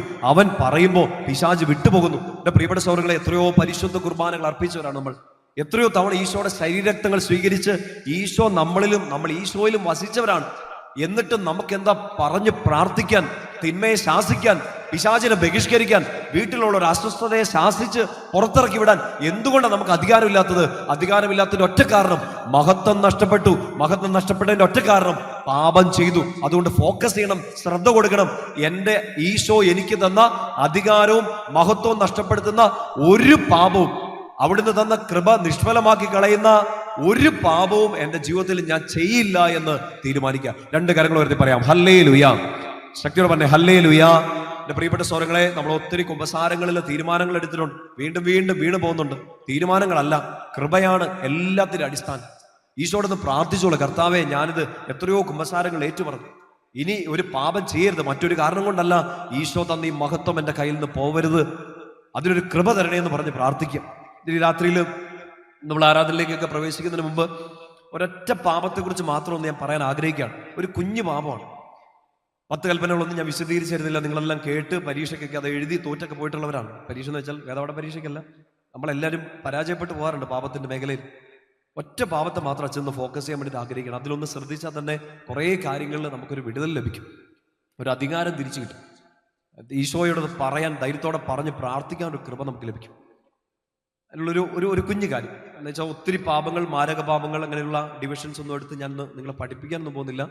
ഈ ഉത്തമഗീതം 2-ാമത്തെ അധ്യായത്തിൽ ഇങ്ങനെ നമ്മൾ വായിക്കുന്നുണ്ട്, നിങ്ങളുടെ മുന്തിരിത്തോട്ടം നശിപ്പിച്ച് കളയുന്ന ചെറു കുറുക്കന്മാരെ സൂക്ഷിച്ചുകൊള്ളു. ബൈബിളിൽ അങ്ങനെ കുറുക്കനെ കുറിച്ചൊക്കെ ഉണ്ട്, നിങ്ങൾ വായിക്കുമ്പോൾ ശ്രദ്ധിച്ചാൽ. നിങ്ങളുടെ മുന്തിരിത്തോട്ടം നശിപ്പിച്ച് കളയുന്ന ചെറു കുറുക്കന്മാരെ സൂക്ഷിച്ചുകൊള്ളു. നമ്മൾ കുമ്പസാരത്തെക്കുറിച്ചൊക്കെ ക്ലാസ്സുകൾ എടുക്കുമ്പോൾ, അല്ലെങ്കിൽ കുമ്പസാരത്തെക്കുറിച്ചൊക്കെ ആളുകളോട് പറയുമ്പോൾ അവർ പറയും, ഞാനങ്ങനെ വലിയ പാപമൊന്നും ചെയ്തിട്ടില്ല. നിങ്ങളുടെ വീട്ടിലില്ലേ അങ്ങനത്തെ ഒരാളില്ലേ? പാപമൊന്നും ചെയ്യാത്ത ഒരാളുണ്ടല്ലോ. കുമ്പസാരമൊന്നും നമുക്ക് ആവശ്യമില്ല. ഞങ്ങൾ ഈശോയോട് നേരിട്ട് സംസാരിക്കുന്ന ഒരു പുഴുങ്ങിയ ക്രിസ്ത്യാനി എല്ലാ വീട്ടിലും കാണും. അവരുടെ അഡ്രസ്സ് എനിക്കൊന്ന് തരണം കേട്ടോ. ഈശോയോട് നേരിട്ട് സംസാരിക്കുന്ന കുറേ എല്ലാ ഇടവകയിലും കാണും, ഇവിടെയും കാണും. ഒരു പലവക തരണം. ഇനി ഈശോയെ കാണാണ്ടെങ്ങാനും പോയിട്ടുണ്ടെങ്കിൽ ഇവരോട് അന്വേഷിച്ചാൽ മതി, വെറുതെ നമ്മൾ സമയം കളയേണ്ട കാര്യം. ഇതിങ്ങനെ ഈശോയോട് നേരിട്ട് സംസാരിക്കും. കുമ്പസാരമില്ല, കൂതാശയില്ല, പള്ളി ഇന്ന് അതിൻ്റെ ആവശ്യമില്ല. ഞങ്ങൾ നേരിട്ട് വയ്യ റിലേഷൻഷിപ്പാണ്. അങ്ങനെയുള്ള വലിയ മഹാവിശുദ്ധരുണ്ട്, നമ്മുടെ സഭയുടെ അഭിമാനമാണ് അവരൊക്കെ. അപ്പം അവരവിടെ മാറ്റി നിൽക്കട്ടെ, അവരവിടെ പുഴുങ്ങി നിൽക്കട്ടെ. നമുക്ക് കർത്താവ് മഹത്വം തിരിച്ചു തരേണ്ടതുണ്ട്. കുമ്പസാരിക്കാനൊക്കെ പോകുമ്പോൾ ചിലപ്പോൾ നമ്മുടെ ഉള്ളിൽ ഇങ്ങനെ ഒരു തോന്നൽ വരും, ഞാനങ്ങനെ വലിയ മാരക പാപങ്ങളും ചെയ്തിട്ടില്ല, ആരെയും കൊല്ലാനും കൊലപാതകത്തിനൊന്നും ഞാൻ പോയിട്ടില്ല. എൻ്റെ പ്രിയപ്പെട്ട സഹോദരങ്ങളെ, വലിയ പാപങ്ങൾ വലുത് തന്നെയാണ്, പക്ഷെ മഹത്വം കളയുന്നത് കുഞ്ഞു പാപങ്ങളാണ്, നമ്മൾ ശ്രദ്ധിക്കാത്ത കുഞ്ഞു പാപങ്ങൾ. ഉത്തമഗീതം അതുകൊണ്ട് അങ്ങനെ പറയാ, നിങ്ങളുടെ മുന്തിരിത്തോട്ടം നശിപ്പിക്കുന്ന ചെറു കുറുക്കന്മാരെ സൂക്ഷിച്ചുകൊള്ളുക. നമ്മുടെ അഗസ്തീനോസ് പുണ്യാളൻ നമ്മുടെ കാറ്റഗിസത്തിൽ ഇങ്ങനെ നമ്മൾ കാണും. കത്തോലിക്ക സഭയുടെ മതബോധ ഗ്രന്ഥത്തിൽ മാരകപാപം, ലഘുപാപം ഇതിനെക്കുറിച്ച് പഠിപ്പിക്കുന്ന സമയത്ത് അഗസ്തീനോസ് പുണ്യാളൻ പറയുന്ന ഒരു ഉദാഹരണമുണ്ട്. ഒരു കുഞ്ഞു പാപം ഒരു അരിമണിയാണ്. ശ്രദ്ധിച്ചിരിക്കണേ, ഒരു കുഞ്ഞു പാപം ഒരു അരിമണിയാണ്. ഒരരിമണി ഇപ്പോൾ ഈ സ്റ്റേജിൽ കിടന്നാൽ, ഈ സ്ഥലത്ത് കിടന്നാൽ നമ്മൾ ശ്രദ്ധിക്കില്ല. അതുപോലെയാണ് കുഞ്ഞു പാപങ്ങൾ, ചെറു കുറുക്കന്മാർ. നമ്മൾ വിചാരിക്കുമോ ഇത് ഞാനൊന്ന് നുണ പറഞ്ഞതല്ലേ ഉള്ളൂ, ഞാനൊന്ന് നോക്കിയതല്ലേ ഉള്ളൂ, എൻ്റെ ഉള്ളിലൊരു ദേഷ്യം വന്നതല്ലേ ഉള്ളൂ, ഇതത്ര വലിയ സീരിയസ് ആണോ? ഞാൻ വ്യഭിചാരം ചെയ്തിട്ടില്ല, കൊലപാതകം ചെയ്തിട്ടില്ല, മാരകപാപങ്ങൾ ഞാൻ ചെയ്തിട്ടില്ല, ആരും ഉപദ്രവിക്കാൻ പോയിട്ടില്ല. അഗസ്തീനോസ് പുണ്യാളൻ പറയാണ്, ഈ വലിയ കാര്യം നോക്കരുത്, ഈ കുഞ്ഞു കാര്യം ശ്രദ്ധിക്കണം. ലഘു പാപങ്ങളെ, നിസാരമെന്ന് നീ കരുതുന്ന ഈ പാപങ്ങളാണ് നിന്നെ വീഴ്ത്തി നിന്റെ മഹത്വം എടുത്തു കളയുന്നത്. പറഞ്ഞേ ഹല്ലേലൂയ. അമ്മേ പറഞ്ഞ പോലെ അച്ഛൻ്റെ കയ്യിൽ ഇപ്പോൾ ഒരു അരിമണി ഉണ്ടെങ്കിൽ നിങ്ങളിത് കാണുമോ? ഇല്ലാന്ന് പറ. എന്നാണെന്ന് വെച്ചാൽ ഇല്ലാന്നെങ്കിലും പറ. ഒരു കുഞ്ഞ് അരിമണി നിങ്ങളത് കാണാൻ പോണില്ല. ഞാൻ നിങ്ങളുടെ അടുത്ത് വന്നതേ നോക്ക് എന്നൊക്കെ പറഞ്ഞാലേ ചിലപ്പോൾ അരിമണി കാണത്തും. ഈ അരിമണി ഇന്നൊരെണ്ണം, നാളെ ഒരെണ്ണം, മറ്റന്നാൾ ഒരെണ്ണം, ഒരു മാസം ഒരു 30-31 അരിമണി ആകുമ്പോഴത്തേനും ചിലപ്പം നിങ്ങൾക്ക് പിടികിട്ടും അച്ഛൻ്റെ കയ്യിൽ ഒരു പിടി അരി ഉണ്ടെന്ന്. കുറേ നാൾ കഴിയുമ്പോൾ നിങ്ങൾക്ക് മനസ്സിലാവും അച്ഛൻ്റെ മുമ്പിൽ, അച്ഛന് മുമ്പോട്ട് പോകാൻ പറ്റാത്ത രീതിയിൽ ഒരു ചാക്ക് അരി. ഉദാഹരണം പിടികിട്ടുന്നുണ്ടോ? ഉദാഹരണം പിടികിട്ടുന്നില്ലെങ്കിൽ ആ അരിച്ചാക്ക് നിങ്ങളുടെ മുമ്പിലാന്ന് വിചാരിച്ചാൽ മതി. നിസ്സാരമെന്ന് നമ്മൾ കരുതുകയാണ്, ദേ ഒരു കുഞ്ഞരിമണി, അതിപ്പോൾ എന്നെ പ്രശ്നം. പക്ഷെ ആ അരിമണി കൂടി കൂടി കൂടി കൂടി കൂടി ഒരു ചാക്ക് അരിയായിട്ട് മാറുന്നു. ലഘുപാപങ്ങളെ ശ്രദ്ധിച്ചില്ലെങ്കിൽ മാരകപാപം നമ്മളെ പെട്ടെന്ന് പിടികൂടും. ഈ ലഘുപാപം മഹത്വം കളയും. മാരകപാപം കളയുമെന്നല്ല, ഈ ലഘുപാപത്തെ നമ്മൾ ശ്രദ്ധിച്ചില്ലെങ്കിൽ ഇത് കൂടിക്കൂടി വന്ന് നിന്റെ മേൽ കർത്താവ് തന്ന അനുഗ്രഹം, മഹത്വം, നിന്റെ മേൽ കർത്താവ് സ്ഥാപിച്ചു തന്ന അധികാരമെല്ലാം നഷ്ടപ്പെടും. പിന്നെ വഴിയെ പോകുന്നതെല്ലാം നമ്മളെ അറ്റാക്ക് ചെയ്യാൻ തുടങ്ങും. വഴിയെ പോകുന്ന പിശാചെല്ലാം നമ്മുടെ വീട്ടിൽ കയറാൻ തുടങ്ങും. വഴിയെ പോകുന്ന ബുദ്ധിമുട്ടുകളെല്ലാം നമ്മുടെ ഉറക്കം കളയാൻ തുടങ്ങും. പറഞ്ഞേ ഹല്ലേലൂയ. നമ്മളിന്ന് ഈ രാത്രിയിൽ പറഞ്ഞ പോലെ ഒറ്റ പാപത്തെ ഫോക്കസ് ചെയ്യാണ്. ഒരു അരിമണി മാത്രം ഞാൻ നിങ്ങളുടെ മുമ്പിലേക്ക് തരികയാണ്. ചാക്കായിട്ട് മാറരുത്, ശ്രദ്ധിച്ചേക്കണം. അതിനത് കൂടിക്കൂടി വന്നാൽ വലിയ പാപങ്ങളിലേക്ക് നമ്മളെ നയിക്കും, മഹത്വം നഷ്ടപ്പെടും. ആ പാപം എന്താന്ന് വെച്ചിട്ടുണ്ടെങ്കിൽ, നമ്മൾ മലയാളികളോട് ചോദിച്ചാൽ ഇതുണ്ടോ എന്ന് ചോദിച്ചാൽ ഇല്ല എന്ന് പറയുന്ന 2 പാപങ്ങളുണ്ട് നമ്മുടെ ജീവിതത്തിൽ. ഇതുണ്ടോ എന്ന് ചോദിച്ചാൽ ഇല്ല എന്ന് പറയുന്ന 2 പാപങ്ങൾ എന്തൊക്കെയാണെന്നറിയോ? നിങ്ങൾ ആലോചിച്ച് വഷളാക്കണ്ട, ഞാൻ നിങ്ങളെ വിധിക്കുന്നില്ല, നിങ്ങൾ എന്നെ വിധിക്കരുത്. നിങ്ങൾ 2 സ്പീക്കറിൽ കൂടെ കേട്ടാൽ ഞാൻ 4 സ്പീക്കറിൽ കൂടി ഇത് കേൾക്കുന്നുണ്ട്. ഉണ്ടോ എന്ന് ചോദിച്ചാൽ ഇല്ല എന്ന് പറയുന്ന 2 പാപങ്ങൾ മെയിനായിട്ട് നമുക്കുണ്ട്. 2 ആയിൽ തുടങ്ങാണ്. 1 അസൂയ, 2 അഹങ്കാരം. ഇത് നിങ്ങൾക്കുണ്ടോ?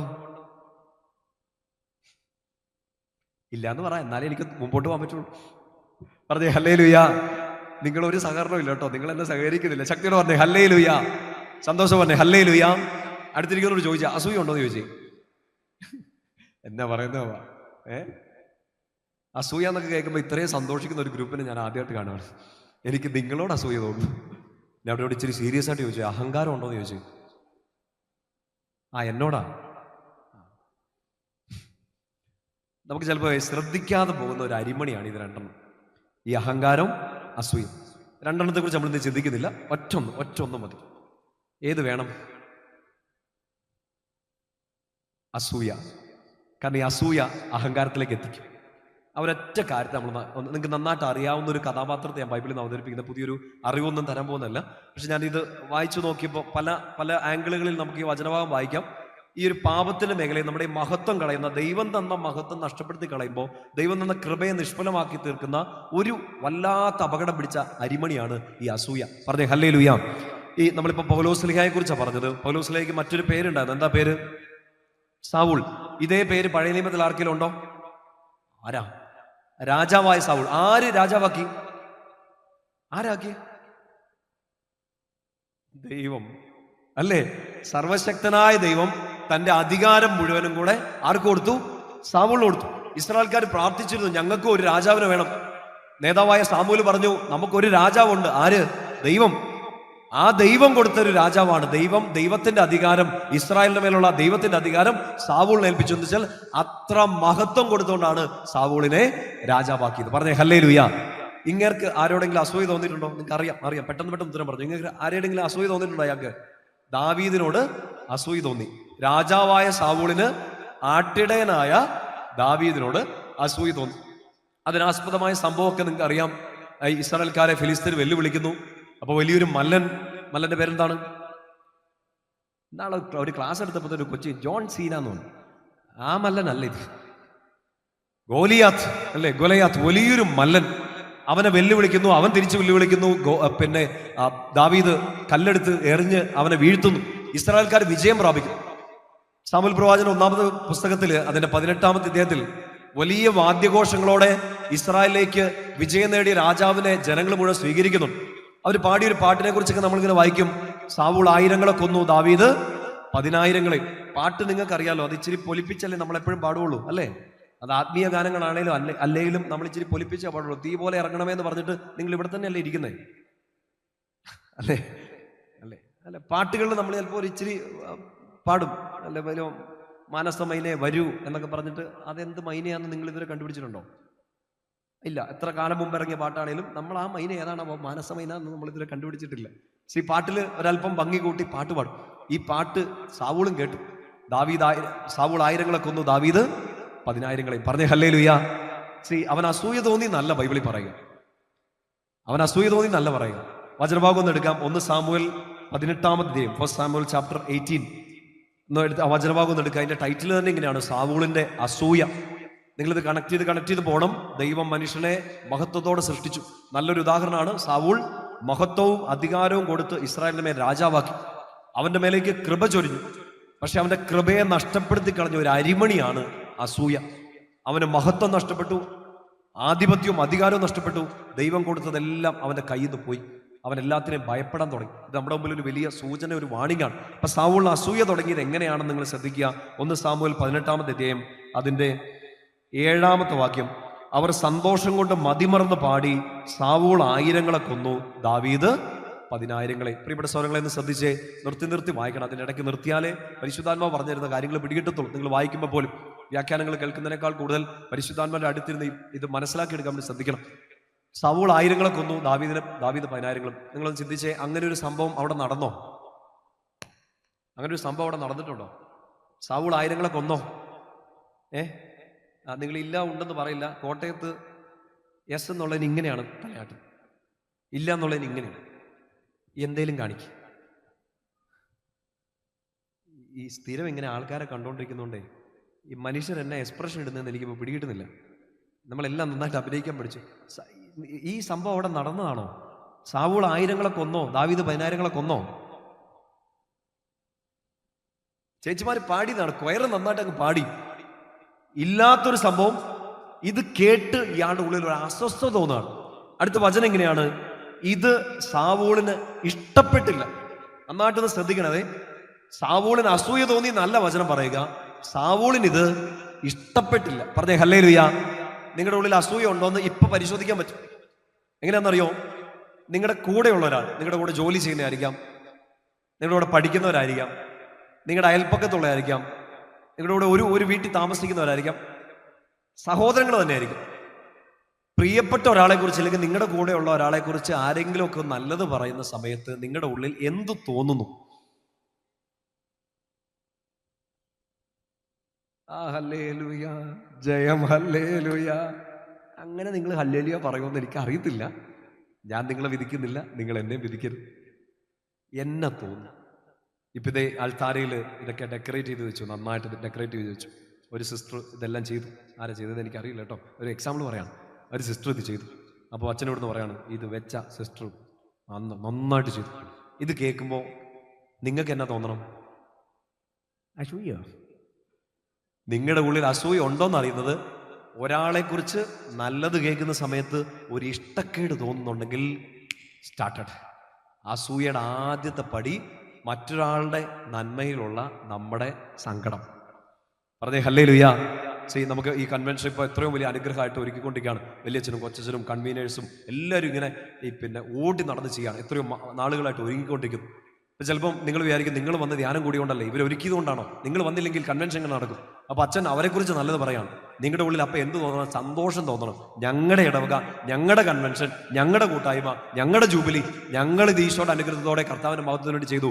ഉള്ളിൽ സന്തോഷം തോന്നിയാൽ നിങ്ങളുടെ ഉള്ളിൽ അസൂയയില്ല. പക്ഷേ മറ്റൊരാളെ കുറിച്ച് നല്ലത് കേൾക്കുന്ന സമയത്ത് നിങ്ങളുടെ ഉള്ളിൽ ഒരു ഇഷ്ടക്കേട് തോന്നിയാൽ ഉറപ്പാണ് അസൂയ തുടങ്ങി. പറഞ്ഞേ ഹല്ലേലൂയ. അപ്പം എന്നാ പറ്റുന്നതെന്ന് പറയും. ആദ്യത്തെ അബദ്ധം, ഈശോ നമ്മളോട് ഇത് ഒന്ന് ബോധ്യം നിങ്ങളുടെ ഉള്ളിലോട്ട് കയറണം എന്ന് ഞാൻ ആഗ്രഹിക്കുകയാണ്. നിനക്ക് തന്ന 1000-ത്തെ 10,000-ആക്കാനുള്ള കൃപ നഷ്ടപ്പെടും. ശ്രദ്ധിച്ചത് മനസ്സിലാക്കണേ. മറ്റൊരാളോട് അസൂയ തോന്നിയാൽ, അയാളുടെ നന്മയിൽ ഇഷ്ടക്കേട് തോന്നിയാൽ സംഭവിക്കാൻ പോകുന്ന ആദ്യത്തെ അപകടം, നിനക്ക് കിട്ടിയ 1000 10,000-ആക്കാൻ പറ്റാതെ നീ കഷ്ടപ്പെടും. ഈശോ നല്ലൊരു ജീവിതം നമുക്ക് തന്നിട്ടുണ്ട്, കഴിവുകൾ തന്നിട്ടുണ്ട്, സമയം നമ്മുടെ മുമ്പിൽ തന്നിട്ടുണ്ട്, അധ്വാനിക്കാൻ ആരോഗ്യം തന്നിട്ടുണ്ട്.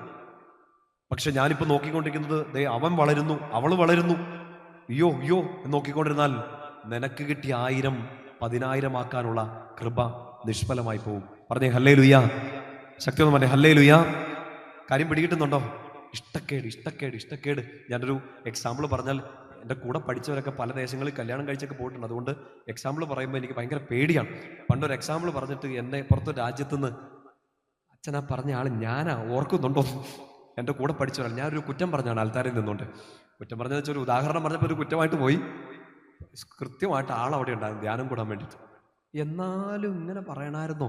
ഞാൻ പറഞ്ഞു, പൊന്നു കൂട്ടുകാരി, ഞാൻ പേര് പറഞ്ഞില്ലല്ലോ, എൻ്റെ കൂടെ പഠിച്ച ഒരാൾ എന്നല്ലേ പറഞ്ഞു. അതുകൊണ്ട് ഉദാഹരണം പറയുമ്പോൾ ചിലപ്പോൾ പേടി തന്നെ. ഒരു കുഞ്ഞുദാഹരണം പറയാം. നന്നായിട്ട് ഉഴപ്പി നടന്നൊരു കുഞ്ഞ്, ഞാനല്ല കേട്ടോ, ഞാൻ ഉഴപ്പി നടന്ന് നിങ്ങൾ അറിയില്ലല്ലോ. നന്നായിട്ട് സ്കൂളിൽ പഠിക്കുമ്പോൾ ഉഴപ്പ് കാണും, പഠിക്കാൻ പറ്റില്ല. നന്നായിട്ട് ഉഴപ്പി ക്ലാസ്സിൽ 14 കുട്ടികൾ 14ാമത്തെ റാങ്ക് മേടിക്കുന്നുണ്ട് എല്ലാ തവണയും. ആ കൊച്ചിനോട് ടീച്ചർ വഴക്ക് പറയണുണ്ട്, തല്ലു കൊടുക്കണുണ്ട്, പണിഷ്മെന്റ് കൊടുക്കുന്നുണ്ട്, വീട്ടിൽ നിന്ന് ടപ്പേന്ന് അടി കൊടുക്കുന്നുണ്ട്. ഇവന് പഠിക്കാൻ പറ്റണില്ല, ഇവക്ക് പഠിക്കാൻ പറ്റണില്ല. ഇവള് കുറെ പ്രാർത്ഥിച്ചു, കർത്താവെ എന്നെ എന്തേലും ഒക്കെ ഒന്ന് ഒരു റാങ്ക് കേട്ടിത്താ. ഒത്തിരി അധ്വാനിച്ചു, ഉറക്കമൊക്കെ ഇളച്ചിരുന്നൊക്കെ പ്രാർത്ഥിച്ചു, പഠിച്ചു. അവസാനം വലിയ ഒരു ഓണപരീക്ഷയൊക്കെ ആയ സമയത്ത് ഈ 14ാം റാങ്കിൽ നിന്ന് 5ാം റാങ്കിലോട്ട് കയറി. ഉദാഹരണമാണ് ഇത്. എൻ്റെ ജീവിതമായോ നിങ്ങളുടെ ജീവിതമായിട്ടോ ഒരു ബന്ധമില്ല. എങ്ങനെയൊക്കെ കയറി കർത്താവിന്റെ അനുഗ്രഹം കൊണ്ട് 5ാം റാങ്ക്. നല്ലതല്ലേ ആന്ന് പറയില്ലേ? നിങ്ങളുടെ പുള്ളി അസൂയ തോന്നുന്നുണ്ട്, ആ കൊച്ചിനോട് ഒരു അസൂയായിരിക്കും അല്ലെ? 14ാം റാങ്കിൽ കിടന്ന് ഈ കുഞ്ഞ് ദൈവാനുഗ്രഹത്താൽ, അവന്റെ അധ്വാനത്താൽ, അവളുടെ അധ്വാനത്താൽ 5ാം റാങ്കിലെത്തി. ക്ലാസ്സിൽ മാർക്ക് ലിസ്റ്റൊക്കെ പബ്ലിഷ് ചെയ്യുന്നു. ക്ലാസ് ടീച്ചർ വന്നിട്ട് എല്ലാവരെയും അഭിനന്ദിക്കുന്നു. പതിവ് പോലെ 1ാം റാങ്കുകാരി അഭിനന്ദിക്കപ്പെടുന്നു, 2ാം റാങ്കുകാരനും 3ാം റാങ്കുകാരിയും അഭിനന്ദിക്കപ്പെടുന്നു. പക്ഷെ ഈ ടീച്ചർ അന്ന് ചെയ്തൊരു കാര്യം, ഈ കുട്ടിയെ പിടിച്ച് അഭിനന്ദിക്കുകയാണ്. 5ാം റാങ്കുകാരന്, 1ാം റാങ്കുകാരനും 2ാം റാങ്കുകാരനും 3ാം റാങ്കുകാരനും ഈ അഭിനന്ദനം കേട്ടിട്ട് തഴമ്പായതാണ്. ഇനി കേൾക്കേണ്ടതില്ല. ശരിക്കും നിങ്ങൾക്കും ചിന്തിക്കുന്നുണ്ടാവും, ദൈവമേ, ഏറ്റവും അപ്രീസിയേഷൻ, ഏറ്റവും നല്ല പ്രോത്സാഹനം കിട്ടേണ്ടത് ഈ 14ാം റാങ്കിൽ നിന്ന് 5ാം റാങ്കിലെത്തിയ കുട്ടിയാണ്. 1ഉം 2ഉം 3ഉം ഒക്കെ സ്ഥിരമാണ് അവർക്ക്, അത് അവരുടെ ഒരു ശീലമാണ് ഈ 1ാം റാങ്ക് മേടിക്കാന്നുള്ളത്. ഈ 14ൽ നിന്ന് കൊച്ച് 5ാം റാങ്കിലേക്ക് കയറി വന്നു. ആ കൊച്ചിനെ അഭിനന്ദിക്കുന്ന സമയത്ത് 1ാം റാങ്ക് കിട്ടിയ ഒരാൾക്ക് ഇഷ്ടപ്പെടുന്നില്ല. എന്നാ സംഭവിക്കുക? ഈ 1ാം റാങ്കിനെ അനുഗ്രഹമാക്കി മാറ്റാൻ, ഈ 1000ത്തെ 10,000 ആക്കാനുള്ള നിന്റെ കൃപയുടെ ശക്തി കുറഞ്ഞു പോകും. കാരണം ഇനി നിന്റെ ഭയം മുഴുവൻ ഈ 14ൽ നിന്ന് 5ലെത്തിയവൻ ഈ 5ൽ നിന്ന് 1ലെത്തും എന്ന് പേടിച്ച് നിനക്ക് കിട്ടിയ കൃപ മുഴുവൻ നഷ്ടമാക്കി പോകും. അപകടം പിടികിട്ടുന്നുണ്ടോ? ഒരു കുഞ്ഞു കൊച്ചിന്റെ എക്സാമ്പിൾ പറയാണ്. ഇത് നിങ്ങൾ വലിയവരാരും കൂടെ ചിന്തിച്ചേ. നമ്മുടെ കേരളത്തിൽ പലർക്കും കടം വരാനുള്ള കാരണം വീട് പണിയാണ് ഒരു പണിയായിട്ട് മാറുന്നത്. സത്യം പറഞ്ഞാൽ നിങ്ങൾ ഇന്ന് കിടക്കുന്ന ആ വീടിനെ കുറിച്ച് ഓർക്കുക. അത്രയും വലിയൊരു വീട് ആവശ്യമായിരുന്നു. നല്ല വീട്ടിൽ കിടക്കണം കേട്ടോ. ഞാൻ കിടക്കുന്ന ഒരു 2 നില വീട്ടിലാണ്. ഞങ്ങൾ അച്ഛന്മാരെല്ലാവരും കൂടെ അവിടെയുണ്ട്. എപ്പോഴും അച്ഛന്മാർ വരും, ആൾക്കാർ പ്രാർത്ഥിക്കാൻ വരും, അച്ഛന്മാർ പ്രൈവറ്റ്ലി ധ്യാനത്തിനൊക്കെ വരും. ആ വീട് ആവശ്യമാണ്. പേഴ്സണൽ എടുക്കുക. നിങ്ങൾ വ്യക്തിപരമായിട്ട് ജീവിതത്തെക്കുറിച്ച് ചിന്തിച്ചാൽ മതി. നിങ്ങളുടെ അധ്വാനം കൊണ്ട് നിങ്ങൾ ഉണ്ടാക്കിയെടുത്തൊരു വീടാണ്. പക്ഷെ ആ വീട് പണിയാനുള്ള മാനദണ്ഡം, അതിന് പിന്നിൽ ഉണ്ടായിരുന്ന ചേതോവികാരം ശരിക്കും ഇങ്ങനെ ഒരു വീട്ടിൽ താമസിക്കണം എന്നുള്ളതായിരുന്നോ, അതോ അപ്പുറത്തെ വീട് അത്രയും വലുതായി അതിൻ്റെ മുകളിൽ വെക്കണം എന്നുള്ള ചിന്തയായിരുന്നോ? ഞാൻ വിധിക്കുന്നില്ല, നിങ്ങളും വിധിക്കരുത്. പേഴ്സണലി എടുത്തേക്കുക. പല കടങ്ങൾക്കും കടം മാറ്റാൻ വേണ്ടി ലോൺ എടുത്തതും, ആ ലോൺ മാറ്റാൻ വേണ്ടി അടുത്ത കടമെടുത്തതും, അങ്ങനെ കടം പെരുകിയതിൻ്റെയൊക്കെ വലിയൊരു കാരണം എന്നിൽ ഈശോ തന്ന കൃപയെ നോക്കാതെ അപ്പുറത്തെ ഒരാൾ വളരുന്നത് കണ്ട് ഇഷ്ടക്കേട്, അസൂയ തോന്നി പല മണ്ടത്തരങ്ങളും നമ്മൾ കാണിച്ചു കൂട്ടിയിട്ടുണ്ട്. നമ്മുടെ 1000 10,000 ആകുന്നതിന് പകരം നമ്മുടെ 1000 100ലോട്ട് താന്നുപോയ ജീവിതങ്ങൾ നമ്മുടെ ഇടയിലുണ്ട്. അവർക്ക് പറഞ്ഞേ ഹല്ലേലൂയ, ശക്തി പറഞ്ഞേ ഹല്ലേലൂയ. നിങ്ങളുടെ മുന്തിരിത്തോട്ടം നശിപ്പിക്കുന്ന ചെറു കുറുക്കന്മാരെ സൂക്ഷിച്ചോളൂ. ഒരാളോടെങ്കിലും അസൂയ തോന്നിയാൽ അതിൻ്റെ ആദ്യത്തെ ആരംഭം അയാൾക്കുണ്ടായൊരു നല്ല കാര്യത്തിൽ എനിക്ക് ഇഷ്ടക്കേട് തോന്നുന്നു. അയാളെക്കുറിച്ച് നല്ലത് കേൾക്കുമ്പോൾ, അയാളെക്കുറിച്ച് മറ്റുള്ളവർ നല്ലത് പറയുന്ന സമയത്ത് ഇഷ്ടക്കേട് തോന്നും. മരിച്ചടക്കം നടക്കുകയാണ്. വീട്ടിലെ പ്രസംഗത്തിന് വികാരിയച്ഛൻ മരിച്ചടക്കുന്ന ആളെക്കുറിച്ച് ഭയങ്കരമായിട്ട് പറയാണ്. ഇങ്ങനൊരു ചേച്ചിയെ ഇനി ഇടവകയ്ക്ക് കിട്ടുമോ? ഇങ്ങനൊരു ചേച്ചി ഇനി ഉണ്ടാകുമോ? എത്രയോ നന്മകൾ ചെയ്ത്, നന്നായിട്ട് പാട്ടൊക്കെ പാടി, പ്രാർത്ഥനകളൊക്കെ ലീഡ് ചെയ്ത്, എത്രയോ പേർക്ക് നന്മകൾ ചെയ്ത് മിടുക്കിയായിട്ട് ജീവിച്ച ഒരു ചേച്ചിയാണ്. ചേച്ചിയുടെ ആത്മശാന്തിക്ക് വേണ്ടി പ്രാർത്ഥിക്കാം. അന്ന് വൈകുന്നേരം അയൽപ്പക്കത്ത് ചേച്ചി പോയി ആത്മഹത്യ ചെയ്തു, അസൂയ കാരണം. അങ്ങനത്തെ മണ്ടിമാരും നമ്മുടെ ഇടയിലില്ല. എന്തിന്? അവളെക്കുറിച്ച് അത്രയും പറയേണ്ട കാര്യമൊന്നുമില്ല. എന്നാ മരിച്ചു കളയാം. എന്നിട്ട് കേൾക്കൂ, ഇത് ഞാൻ ഉണ്ടാക്കിയ കഥയാട്ടോ, നിങ്ങൾ ചിരിച്ചില്ലേലും കുഴപ്പമില്ല. ദൈവമേ, എൻ്റെ ഉള്ളിലുള്ള അഹങ്കാരമൊക്കെ പോയി കിട്ടുന്നു. ഞാനാണ് എൻ്റെ വിചാരം, ഞാൻ ഭയങ്കര കഥ പറച്ചിലുകാരനാന്നൊക്കെ ഉള്ളൊരു വിചാരമാണ്. ഇത് ആൾക്കാർ തലയെ അനങ്ങുന്നില്ല, വായു അനങ്ങുന്നില്ല, ഒന്നും അനങ്ങുന്നില്ല. എന്നാലും വായിക്കോട്ടെ വിടുന്നില്ല, അത്ര ഉപകാരം. പറഞ്ഞേ ഹല്ലേലൂയ. ശ്രദ്ധിക്ക്, അപകടമാണ് അത്. കുഞ്ഞു സ്കൂളിൽ പഠിക്കുന്ന ഒരു കൊച്ചിനും വലുതായ ഒരു വ്യക്തിക്കും ഒക്കെ ഒരുപോലെ ബാധിക്കാൻ സാധ്യത. എല്ലാ പാപങ്ങളും നമ്മളെല്ലാവരെയും ബാധിക്കാൻ പോകുന്നില്ല, എല്ലാ പ്രലോഭനങ്ങളും നമ്മളെ വന്ന് പിടിച്ചു കുലുക്കി നമ്മളെ താഴേക്കിടാൻ പോകുന്നില്ല. പക്ഷേ ഈ സാധനം, ഈ ചെറുകുറുക്കന്മാര് ഏത് പ്രായത്തിലുള്ളവരെയും, ഏത് സ്റ്റാറ്റസ്, ഏത് ജീവിതാംശമുള്ളവരെയും ബാധിക്കാൻ സാധ്യതയുണ്ട്. നിങ്ങളുടെ മുന്തിരിത്തോട്ടം നശിപ്പിക്കുന്ന ചെറുകുറുക്കന്മാരെ സൂക്ഷിക്കുക. പറഞ്ഞേ ഹല്ലേലൂയ. വലതുപുറത്തെന്ന് പറഞ്ഞേ ഹല്ലേലൂയ. ആ വചനഭാഗം ഒന്ന് ശ്രദ്ധിക്കുക, വിശുദ്ധനൊന്ന് തുറന്നു വെച്ചുകൊണ്ട് തന്നെ ആ ബൈബിൾ ഭാഗം ശ്രദ്ധിച്ചേ. ഇത് സാവൂളിന് ഇഷ്ടപ്പെട്ടില്ല, ആദ്യത്തെ അപകടം. മറ്റൊരാളുടെ നന്മയിൽ എനിക്ക് ഇഷ്ടക്കേട് തോന്നുന്നു. അടുത്ത വാക്യം ശ്രദ്ധിക്കണം, 8ാമത്തെ വാക്യം. കോപാകുലനായി അവൻ പറഞ്ഞു. അപ്പൊ ആദ്യത്തത് ഇഷ്ടക്കേടാണ്. മക്കളെ ശ്രദ്ധിച്ചിരിക്കണേ, ആദ്യത്തേത് ഇഷ്ടക്കേടാണ്. ആ ഇഷ്ടക്കേട് പതുക്കെ ഗ്രേഡ് കൂറി എന്തായിട്ട് മാറും? കോപമായിട്ട് മാറും. അയാളെക്കുറിച്ച് നല്ലത് പറഞ്ഞു കേട്ടപ്പോൾ എനിക്ക് ആദ്യം ഇഷ്ടക്കേടാ തോന്നി. പക്ഷെ പതുക്കെ ഈ 5ാം റാങ്കുകാരൻ 4ാം റാങ്കിലേക്ക് കയറുന്നു, 4ാം റാങ്കുകാരി 3ാം റാങ്കിലേക്ക് കയറുന്നു. അവനെക്കുറിച്ച്, അവളെക്കുറിച്ച് നല്ലത് കേൾക്കുന്തോറും ആദ്യം എനിക്ക് ഇഷ്ടക്കേടായിരുന്നു, പക്ഷെ ഇപ്പൊ എനിക്കത് ദേഷ്യമായിട്ട് മാറുകയാണ്. അയാളെക്കുറിച്ച് കേൾക്കുന്നത്, അയാളെക്കുറിച്ച് കാണുന്നത്, അയാളെക്കുറിച്ച് മറ്റുള്ളവർ നല്ലത് പറയുമ്പോഴൊക്കെ എൻ്റെ ഉള്ളിൽ വല്ലാത്ത ദേഷ്യം വരുന്നു. അപകടം അടുത്ത ലെവലിലോട്ട് കയറുകയാണ്. നിങ്ങളുടെ 1000-ത്തെ 100-ലേക്കല്ല 0-ത്തിലേക്ക് ഇട്ടാൻ പറ്റുന്ന രീതിയിൽ അപകടം പിടിച്ച ചെറുകുറുക്കൻ വാ പിളർന്ന് നിങ്ങളെ വിഴുങ്ങാൻ നിൽക്കുകയാണ്. ആദ്യമേ ശ്രദ്ധിച്ചോണം, ആരെക്കുറിച്ചെങ്കിലും നന്മ കേൾക്കുമ്പോൾ കർത്താവിന് മഹത്വം കൊടുക്കുക, അവരെ അഭിനന്ദിക്കുക. അങ്ങനെ അഭിനന്ദിച്ചില്ലെങ്കിൽ തന്നെ ഉറപ്പാണ് നിനക്കിത് ഇഷ്ടപ്പെട്ടിട്ടില്ല. ഞാൻ ഈ പറയുന്നത് നിങ്ങൾക്ക് ഇഷ്ടപ്പെടുന്നുണ്ടോന്ന് എനിക്ക് അറിഞ്ഞുകൂടാ, പക്ഷേ ഇത് വളരെ കെയർഫുൾ ആയിട്ട് ശ്രദ്ധിക്കണം. നിങ്ങളുടെ അടുത്ത്, നിങ്ങളുടെ വീട്ടിൽ, നിങ്ങളുടെ പ്രിയപ്പെട്ട ഒരാൾക്ക് ഒരു നല്ല കാര്യം സംഭവിച്ചു, ആ നല്ല കാര്യത്തെ നിങ്ങൾ അപ്രീഷിയേറ്റ് ചെയ്യുന്നില്ലെങ്കിൽ, നിങ്ങൾ അതിനെ അഭിനന്ദിക്കുന്നില്ലെങ്കിൽ, ഈ അപകടം ഉള്ളിൽ കിടപ്പുണ്ട്. ഇതെനിക്ക് ഇഷ്ടപ്പെട്ടിട്ടില്ല. പറഞ്ഞേ ഹല്ലേലൂയ. ഈ വർഷം നിങ്ങളുടെ ഇടവകയിൽ, നിങ്ങളുടെ കൂട്ടായ്മകളിലൊക്കെ നിങ്ങളുടെ കുഞ്ഞുങ്ങൾ 10ാം ക്ലാസ്, പ്ലസ് 2 പിള്ളേരൊക്കെ ഈ നല്ല മാർക്കൊക്കെ മേടിച്ച് വരുമ്പോഴത്തേനും എൻ്റെ കൊച്ചിന് കിട്ടിയില്ലോ, എൻ്റെ കൊച്ചിന് ഒരു A+ കുറഞ്ഞല്ലോ. നോ, ആ കൊച്ചിന് കിട്ടിയതിന് നിങ്ങൾ അഭിനന്ദിക്കണം. അഭിനന്ദിച്ചില്ലെങ്കിൽ ഉറപ്പാണ് നിങ്ങൾക്കിത് ഇഷ്ടപ്പെട്ടിട്ടില്ല. ഇഷ്ടപ്പെട്ടിട്ടില്ലെങ്കിൽ നിങ്ങളുടെ ഉള്ളിൽ അസൂയ മുള പൊട്ടിക്കഴിഞ്ഞു. പറഞ്ഞേ ഹല്ലേലൂയ. ശക്തി പറഞ്ഞേ ഹല്ലേലൂയ. ദുഃഖം കാരണമാണോ ഹല്ലേലൂയയുടെ ശബ്ദവും കുറഞ്ഞു പോയത്? അല്ല. 2 കരങ്ങൾ ഉയർത്തി പറഞ്ഞേ ഹല്ലേലൂയ. പുറകിലിരിക്കുന്നവരൊക്കെ നല്ല ഉറക്കെ ഒന്ന് പറഞ്ഞേ ഹല്ലേലൂയ. അപ്പോൾ ഈ ഒരു വളർച്ച, ഈ പാപത്തിന്റെ ഈ അരിമണി പെരുകുന്നത് ശ്രദ്ധിക്കണം. 1 ഇഷ്ടക്കേട്, 2 കോപം. പെട്ടെന്ന് പറഞ്ഞ് അവസാനിപ്പിക്കുകയാണ്. 8ാം വാക്യം. കോപാകുലനായി അവൻ പറഞ്ഞു, അവർ ദാവീദിന് 10,000 കൊടുത്തു, എനിക്കോ 1000. ഇനി രാജത്വമല്ലാതെ മറ്റെന്താണ് അവന് കിട്ടാനുള്ളത്? നോക്ക്, അപകടം, അടുത്ത അപകടം എന്താണെന്നറിയോ? താരതമ്യം ചെയ്യാൻ തുടങ്ങും. ശ്രദ്ധിച്ചിരിക്കണേ, താരതമ്യം ചെയ്യാൻ തുടങ്ങും. ആദ്യം ഇഷ്ടക്കേട് തോന്നി, പിന്നെ ദേഷ്യമായിട്ട് മാറി, പിന്നെ താരതമ്യം ചെയ്യാൻ തുടങ്ങുക. സൗള് പറയാണ്, അവന് 10,000 കിട്ടി, എനിക്ക് 1000 കിട്ടിയുള്ളൂ. അവന് 10,000 കിട്ടിയില്ല, ഇവന് 1000 കിട്ടിയിട്ടില്ല. ദൈവം തന്ന മഹത്വം, ദൈവം തന്ന കൃപയെ മാത്രം ശ്രദ്ധിച്ച് അത് വളർത്തിയെടുത്ത് ദൈവമഹത്വത്തിന് വേണ്ടി എല്ലാ കാര്യങ്ങളും ഉപയോഗിക്കുക മാത്രമാണ് നമ്മൾ ചെയ്യേണ്ടത്. മറ്റൊരാളെ അവിടെ അസൂയ തോന്നിയാൽ, ഇഷ്ടക്കേട് തോന്നിയാൽ, എൻ്റെ പ്രിയപ്പെട്ട സഹോദരങ്ങളെ, പതുക്കെ നമ്മൾ കമ്പയർ ചെയ്യാൻ തുടങ്ങും. അവൻ അത്രയുണ്ടല്ലോ, അവൾക്ക് അത്രയുണ്ടല്ലോ, എനിക്ക് ഇത്ര കിട്ടിയുള്ളല്ലോ. ചിലപ്പോൾ അത് ആത്മീയ മേഖലയിൽ പോലും അപകടം സംഭവിക്കും. ഞാൻ ഇത്രയും പരിശുദ്ധ കുർബാന അർപ്പിച്ചില്ലേ, എനിക്ക് ഇത്രേ കിട്ടിയുള്ളൂ. അയാൾ 3 കുർബാനയെ ജില്ലയുള്ളൂ അർപ്പിച്ചുള്ളൂ, അയാൾക്ക് ഇത്ര അനുഗ്രഹം കിട്ടി. എല്ലാ മേഖലയിലും ഇത് ബാധിക്കും. ഞാൻ ഇങ്ങനെ ഒരു കുടുംബമുള്ളതല്ലേ, എനിക്ക് ഇങ്ങനെ ഒരു പാരമ്പര്യമുള്ളതല്ലേ, അവൻ എന്നാ ഉണ്ട്, അവൾക്ക് എന്നാ ഉണ്ട്, എന്നിട്ട് അവനെ അനുഗ്രഹിച്ചു, അവളെ അനുഗ്രഹിച്ചു. നമ്മുടെ ഉള്ളിൽ ഈ താരതമ്യം തുടങ്ങും. അവൾക്ക് 10,000, എനിക്ക് 1000 കിട്ടിയുള്ളൂ. എൻ്റെ പ്രിയപ്പെട്ട സഹോദരങ്ങളെ, നല്ല അനുഗ്രഹത്തോടെ ജീവിക്കാൻ, മഹത്വത്തോടെ ജീവിക്കാനുള്ള കൃപ മറ്റൊരാളുടെ 10,000-ത്തിലേക്ക് നോക്കുകയല്ല, നിനക്ക് കിട്ടിയ 1000-ത്തിലേക്ക് നോക്കുക. തന്ന കർത്താവിനെ നോക്കുക. ഈ 1000-ത്തെ 10,000 പറ്റുന്ന കർത്താവ് നിന്നെ മഹത്വപ്പെടുത്തും. പറഞ്ഞേ ഹല്ലേലൂയ. ശക്തി പറഞ്ഞേ ഹല്ലേലൂയ. 9ാമത്തെ വാക്യം ശ്രദ്ധിക്കുക. അന്നു മുതൽ സാവൂൾ ദാവീദിനെ സംശയദൃഷ്ടിയോടെ വീക്ഷിക്കാൻ തുടങ്ങി. ഇഷ്ടക്കേട് മാറി ദേഷ്യമായി, ദേഷ്യം കൂടി താരതമ്യമായി, താരതമ്യം കൂടിയതേ സംശയമായി. അയാളെക്കുറിച്ച് ചില അയൽപ്പക്കങ്ങളിലൊക്കെ ഇങ്ങനെ വഴക്കുണ്ടാവാറില്ലേ? അവിടുന്ന് അപ്പുറത്തെ വീട്ടിൽ നിന്നൊരു സംസാരം കേട്ടാൽ ഉടനെ ഉള്ളിൽ പേടി വരികയാണ്. ഓ, നമ്മളെക്കുറിച്ചായിരിക്കും പ്ലാൻ ചെയ്യുമായിരിക്കും, നമുക്കെതിരെ കൂടോത്രം ആലോചിക്കുമായിരിക്കും. ഇങ്ങനെ സംശയം കൂടി അയൽപ്പക്കങ്ങൾ തമ്മിൽ മിണ്ടുന്നില്ല, ബന്ധുക്കൾ തമ്മിൽ മിണ്ടുന്നില്ല, സഹോദരങ്ങൾ തമ്മിൽ മിണ്ടുന്നില്ല. എനിക്കെതിരെ അവൻ ആലോചിക്കുമായിരിക്കും, എനിക്കെതിരെ അവൾ ആലോചിക്കുമായിരിക്കും. ഇത് കേൾക്കുമ്പോൾ നിങ്ങളുടെ ഉള്ളിൽ എന്തെങ്കിലും അസ്വസ്ഥതയൊക്കെ വരുന്നുണ്ടെങ്കിൽ ഇപ്പം തന്നെ ഒന്ന് പ്രാർത്ഥിച്ചേക്കണം കേട്ടോ. കർത്താവേ, എൻ്റെ ഉള്ളിൽ അങ്ങനത്തെ ഒരു സാധനം കിടപ്പുണ്ടെങ്കിൽ അത് പൂർണ്ണമായിട്ട് വിട്ടു പോണേ. കാരണം ഈ 10,000-ത്തിൽ എത്താൻ പറ്റില്ല.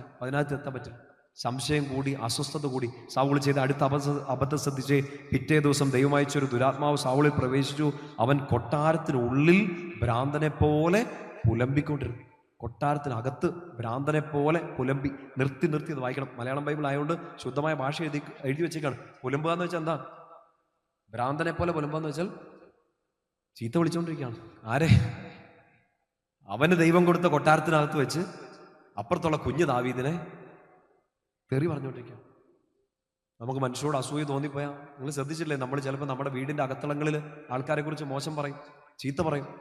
കർത്താവ് തന്ന സ്ഥലത്ത് വെച്ച് മറ്റുള്ളവരെ കുറിച്ച് മോശം പറഞ്ഞുകൊണ്ടിരിക്കുകയാണ്. അത് കർത്താവ് തന്ന മഹത്വത്തിനെതിരാണ്.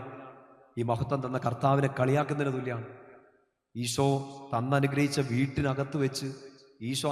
വീടിനകത്ത് വെച്ച് മറ്റൊരാളെ കുറിച്ച് മോശം പറഞ്ഞാൽ നീ ചെയ്യുന്നതും ഈ മഹത്വം കളയുന്ന കഠിനമായ പാപമാണ്. ചെറുകുറുക്കനെ സൂക്ഷിക്കണം. വീട്ടിനകത്ത് വെച്ച് ഈശോ അനുഗ്രഹിക്കപ്പെട്ട ഇടങ്ങളിൽ വെച്ച് ഒരു തരത്തിലും മറ്റൊരാളെ കുറിച്ച് കുറ്റം പറയാതിരിക്കാൻ വേണ്ടി ശ്രദ്ധിക്കും. പറഞ്ഞേ ഹല്ലേലൂയ. നല്ലൊരു കാര്യം, അവരുടെ വീട്ടിൽ ചെന്ന് അവരെ കുറ്റം പറയുക.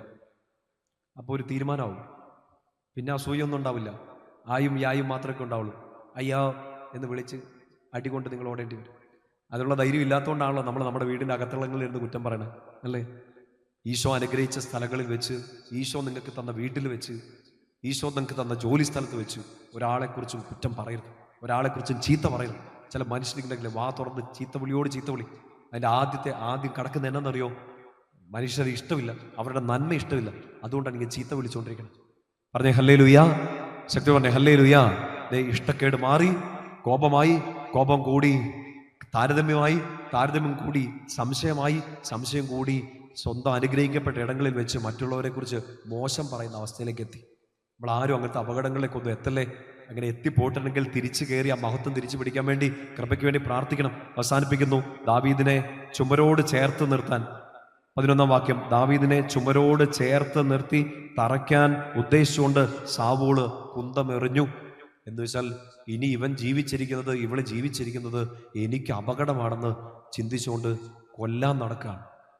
നമ്മൾ നോക്ക്, നമ്മുടെ നാട്ടിലൊക്കെ കഴിഞ്ഞ 10 വർഷത്തെ ഒരു ഗ്രാഫ് എടുത്ത് നോക്കിയാൽ എന്തോരം കൊലപാതകങ്ങൾ നടന്നു.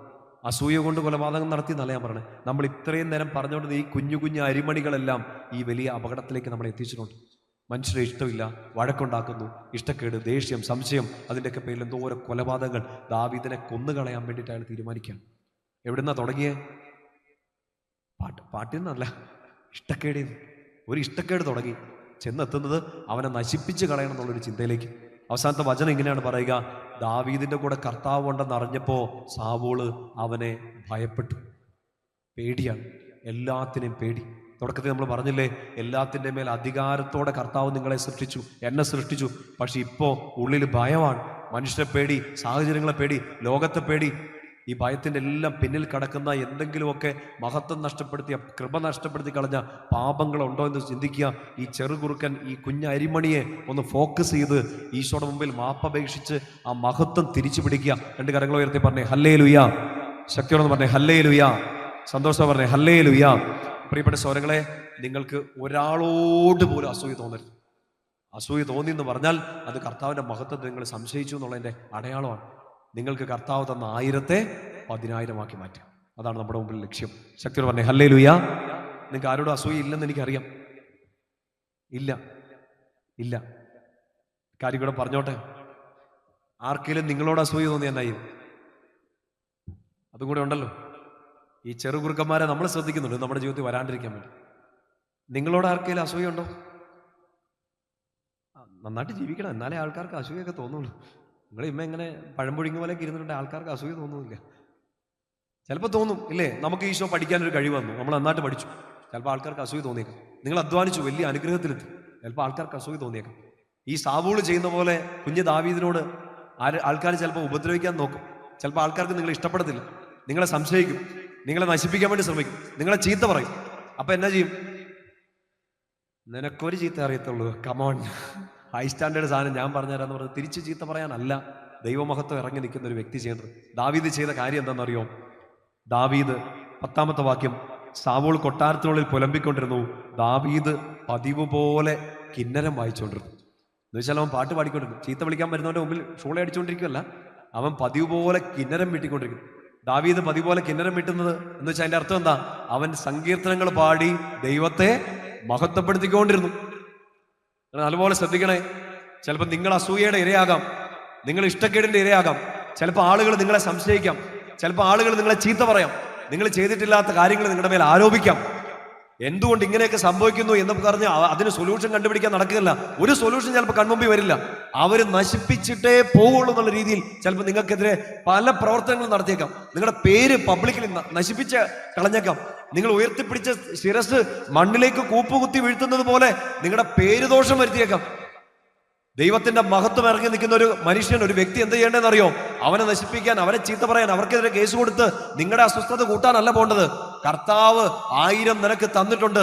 ദാവീദേ, നിന്റെ മേൽ അവൻ അസൂയ, അവൾക്ക് അസൂയ തോന്നിയാൽ നീ ചെയ്യേണ്ടത് പതിവ് പോലെ കിന്നരം വീട്ടിക്കൊണ്ടിരിക്കുക. എന്ന് വെച്ചാൽ നിന്നെ അനുഗ്രഹിച്ച, നിനക്ക് മഹത്വം തന്ന, നിനക്ക് അധികാരം തന്ന സാവൂളിനെ നോക്കിയിരിക്കുകയല്ല, നിന്നെ ഉപദ്രവിക്കാൻ നോക്കുന്ന സാവൂളിനെ നോക്കിയിരിക്കുകയല്ല. നീ ദൈവത്തെ കിന്നരം പാടി മഹത്വപ്പെടുത്തിക്കൊണ്ടിരിക്കുക. നീ ആരാധന തുടരുക, നീ ദൈവത്തെ മഹത്വപ്പെടുത്തിക്കൊണ്ടിരിക്കുക. പറഞ്ഞേ ഹല്ലേലൂയ. ശക്തി പറഞ്ഞേ ഹല്ലേലൂയ. കാരണം സാവൂളല്ല ഇത് തന്നത്. ആരാ തന്നേ? സാവൂളിനെയും സൃഷ്ടിച്ച കർത്താവാണ് ഇത് തന്നത്. അധികാരം സാവൂളിനല്ല, സാവൂളിന്റെ മേൽ അധികാരമുള്ള കർത്താവിനാണ്. എൻ്റെ പ്രിയപ്പെട്ട സഹോദരങ്ങള്, ഒരുപക്ഷെ നന്നായിട്ട് കുമ്പസാരിച്ച് നല്ല ധ്യാനങ്ങളൊക്കെ കൂടി ഈ അസൂയ, ഇഷ്ടക്കേടൊക്കെ നിങ്ങളുടെ ഉള്ളിൽ നിന്ന് കഴുകി ശുദ്ധീകരിച്ചിട്ടുണ്ടാകാം. പക്ഷെ നിങ്ങൾ ഒരു തെറ്റും ചെയ്യാത്ത നിഷ്കളങ്കരായ ചില മനുഷ്യർ ചിലപ്പോൾ അസൂയയുടെ ഇരയാകുന്നുണ്ടാകാം. നിങ്ങളുടെ അടുത്ത് നിന്ന്, നിങ്ങളുടെ പ്രിയപ്പെട്ടവരിൽ നിന്ന്, നിങ്ങളുടെ സ്വന്തം രക്തത്തിൽ നിന്ന് ചിലപ്പോൾ നിങ്ങൾ ഈ അസൂയയുടെ ഇരയായിട്ട് നിങ്ങൾ സങ്കടങ്ങൾ അനുഭവിക്കുന്നുണ്ടാകും, ചങ്ക് പൊട്ടി കരയുന്നുണ്ടാകാം, തിരിച്ചൊരു അടി കൊടുക്കണം എന്നൊക്കെ ആഗ്രഹിക്കുന്നുണ്ടാകും. പക്ഷേ കർത്താവേ, ഞാനൊരു ക്രിസ്ത്യാനിയാണ്, ഞാൻ വചനം കേൾക്കുന്ന ഒരു വ്യക്തിയാണ്, എനിക്ക് അയാൾക്കെതിരെ ഒന്നും പറയാൻ പറ്റുന്നില്ല. എൻ്റെ പ്രിയപ്പെട്ട സഹോദരങ്ങളെ, നിങ്ങൾ ഒന്നും പറയണ്ട. നിങ്ങൾ വാ തുറക്കുന്നുണ്ടെങ്കിൽ അത് ദൈവത്തെ മഹത്വപ്പെടുത്താൻ വേണ്ടി മാത്രമായിരിക്കണം. സാവൂളിനെ മാനസാന്തരപ്പെടുത്തണമെന്നോ സാവൂളിനൊരു അടി കൊടുക്കണമെന്നൊന്നും അല്ല. കർത്താവേ, നിനക്ക് മഹത്വം. ഈ വേദനയിലൂടെ ഞാൻ കടന്നു പോകണമെങ്കിൽ, ഇയാളെന്നെ തെറ്റിദ്ധരിക്കണം എന്നാണ് നിന്റെ ഇഷ്ടമെങ്കിൽ, ഇയാളെന്നെ ചീത്ത പറയണം എന്നാണ് നിന്റെ ഇഷ്ടമെങ്കിൽ, നടക്കട്ടെ, നടക്കട്ടെ. മഹത്വം കർത്താവിന്. പറഞ്ഞേ ഹല്ലേലൂയ. ശക്തി പറഞ്ഞേ ഹല്ലേലൂയ. പ്രിയപ്പെട്ട സഹോദരങ്ങളെ, എൻ്റെ ആത്മീയ ഗുരുക്കന്മാരിൽ ഒരാളെ ഈ അടുത്തിടയ്ക്ക് കാണാൻ പോയ സമയത്ത് ഉണ്ടായ ഒരു കുഞ്ഞു സംഭവമാണ്. വളരെ പെട്ടെന്ന് പറഞ്ഞു തീർക്കാം. ഒരു ചേച്ചിയെ പരിചയപ്പെടുത്തി. ജീവിത പങ്കാളിയുണ്ട്, 2 മക്കളുണ്ട്, പുറത്തൊരു രാജ്യത്ത് ജോലി ചെയ്യാണ്. ഈ ചേച്ചി പിന്നെ മക്കളെ നന്നായിട്ട് പഠിപ്പിച്ചു. സ്വന്തം അധ്വാന ബലം കൊണ്ട് ഒത്തിരി വീട്ടിലെ കടങ്ങളൊക്കെ മാറ്റി. ഈ ചേട്ടൻ അത്ര വലിയ ഉത്തരവാദിത്തമുള്ള ഒരാളുള്ള, ഒരു ഇച്ചിരി ഉഴപ്പൊക്കെ ഉള്ള ഒരാളാണ്. ഈ ചേച്ചി ഒത്തിരി പ്രാർത്ഥിച്ച് ആഗ്രഹിച്ച് ഈ ചേട്ടനെയും വിദേശത്ത് രാജ്യത്തേക്ക് കൊണ്ടുപോയി. അവിടെ ചെന്നിട്ട് ഇയാൾ ഉഴപ്പ് തുടരുകയാണ്. ഒരു പണിയെടുക്കുകയല്ല, ചുമ്മാ ഇരിക്കും. ചേച്ചിക്ക് സങ്കടവും വിഷമവും ഒക്കെ വന്നു. പക്ഷെ നന്നായിട്ട് പ്രാർത്ഥിക്കുന്ന ഒരു ചേച്ചിയാണ്.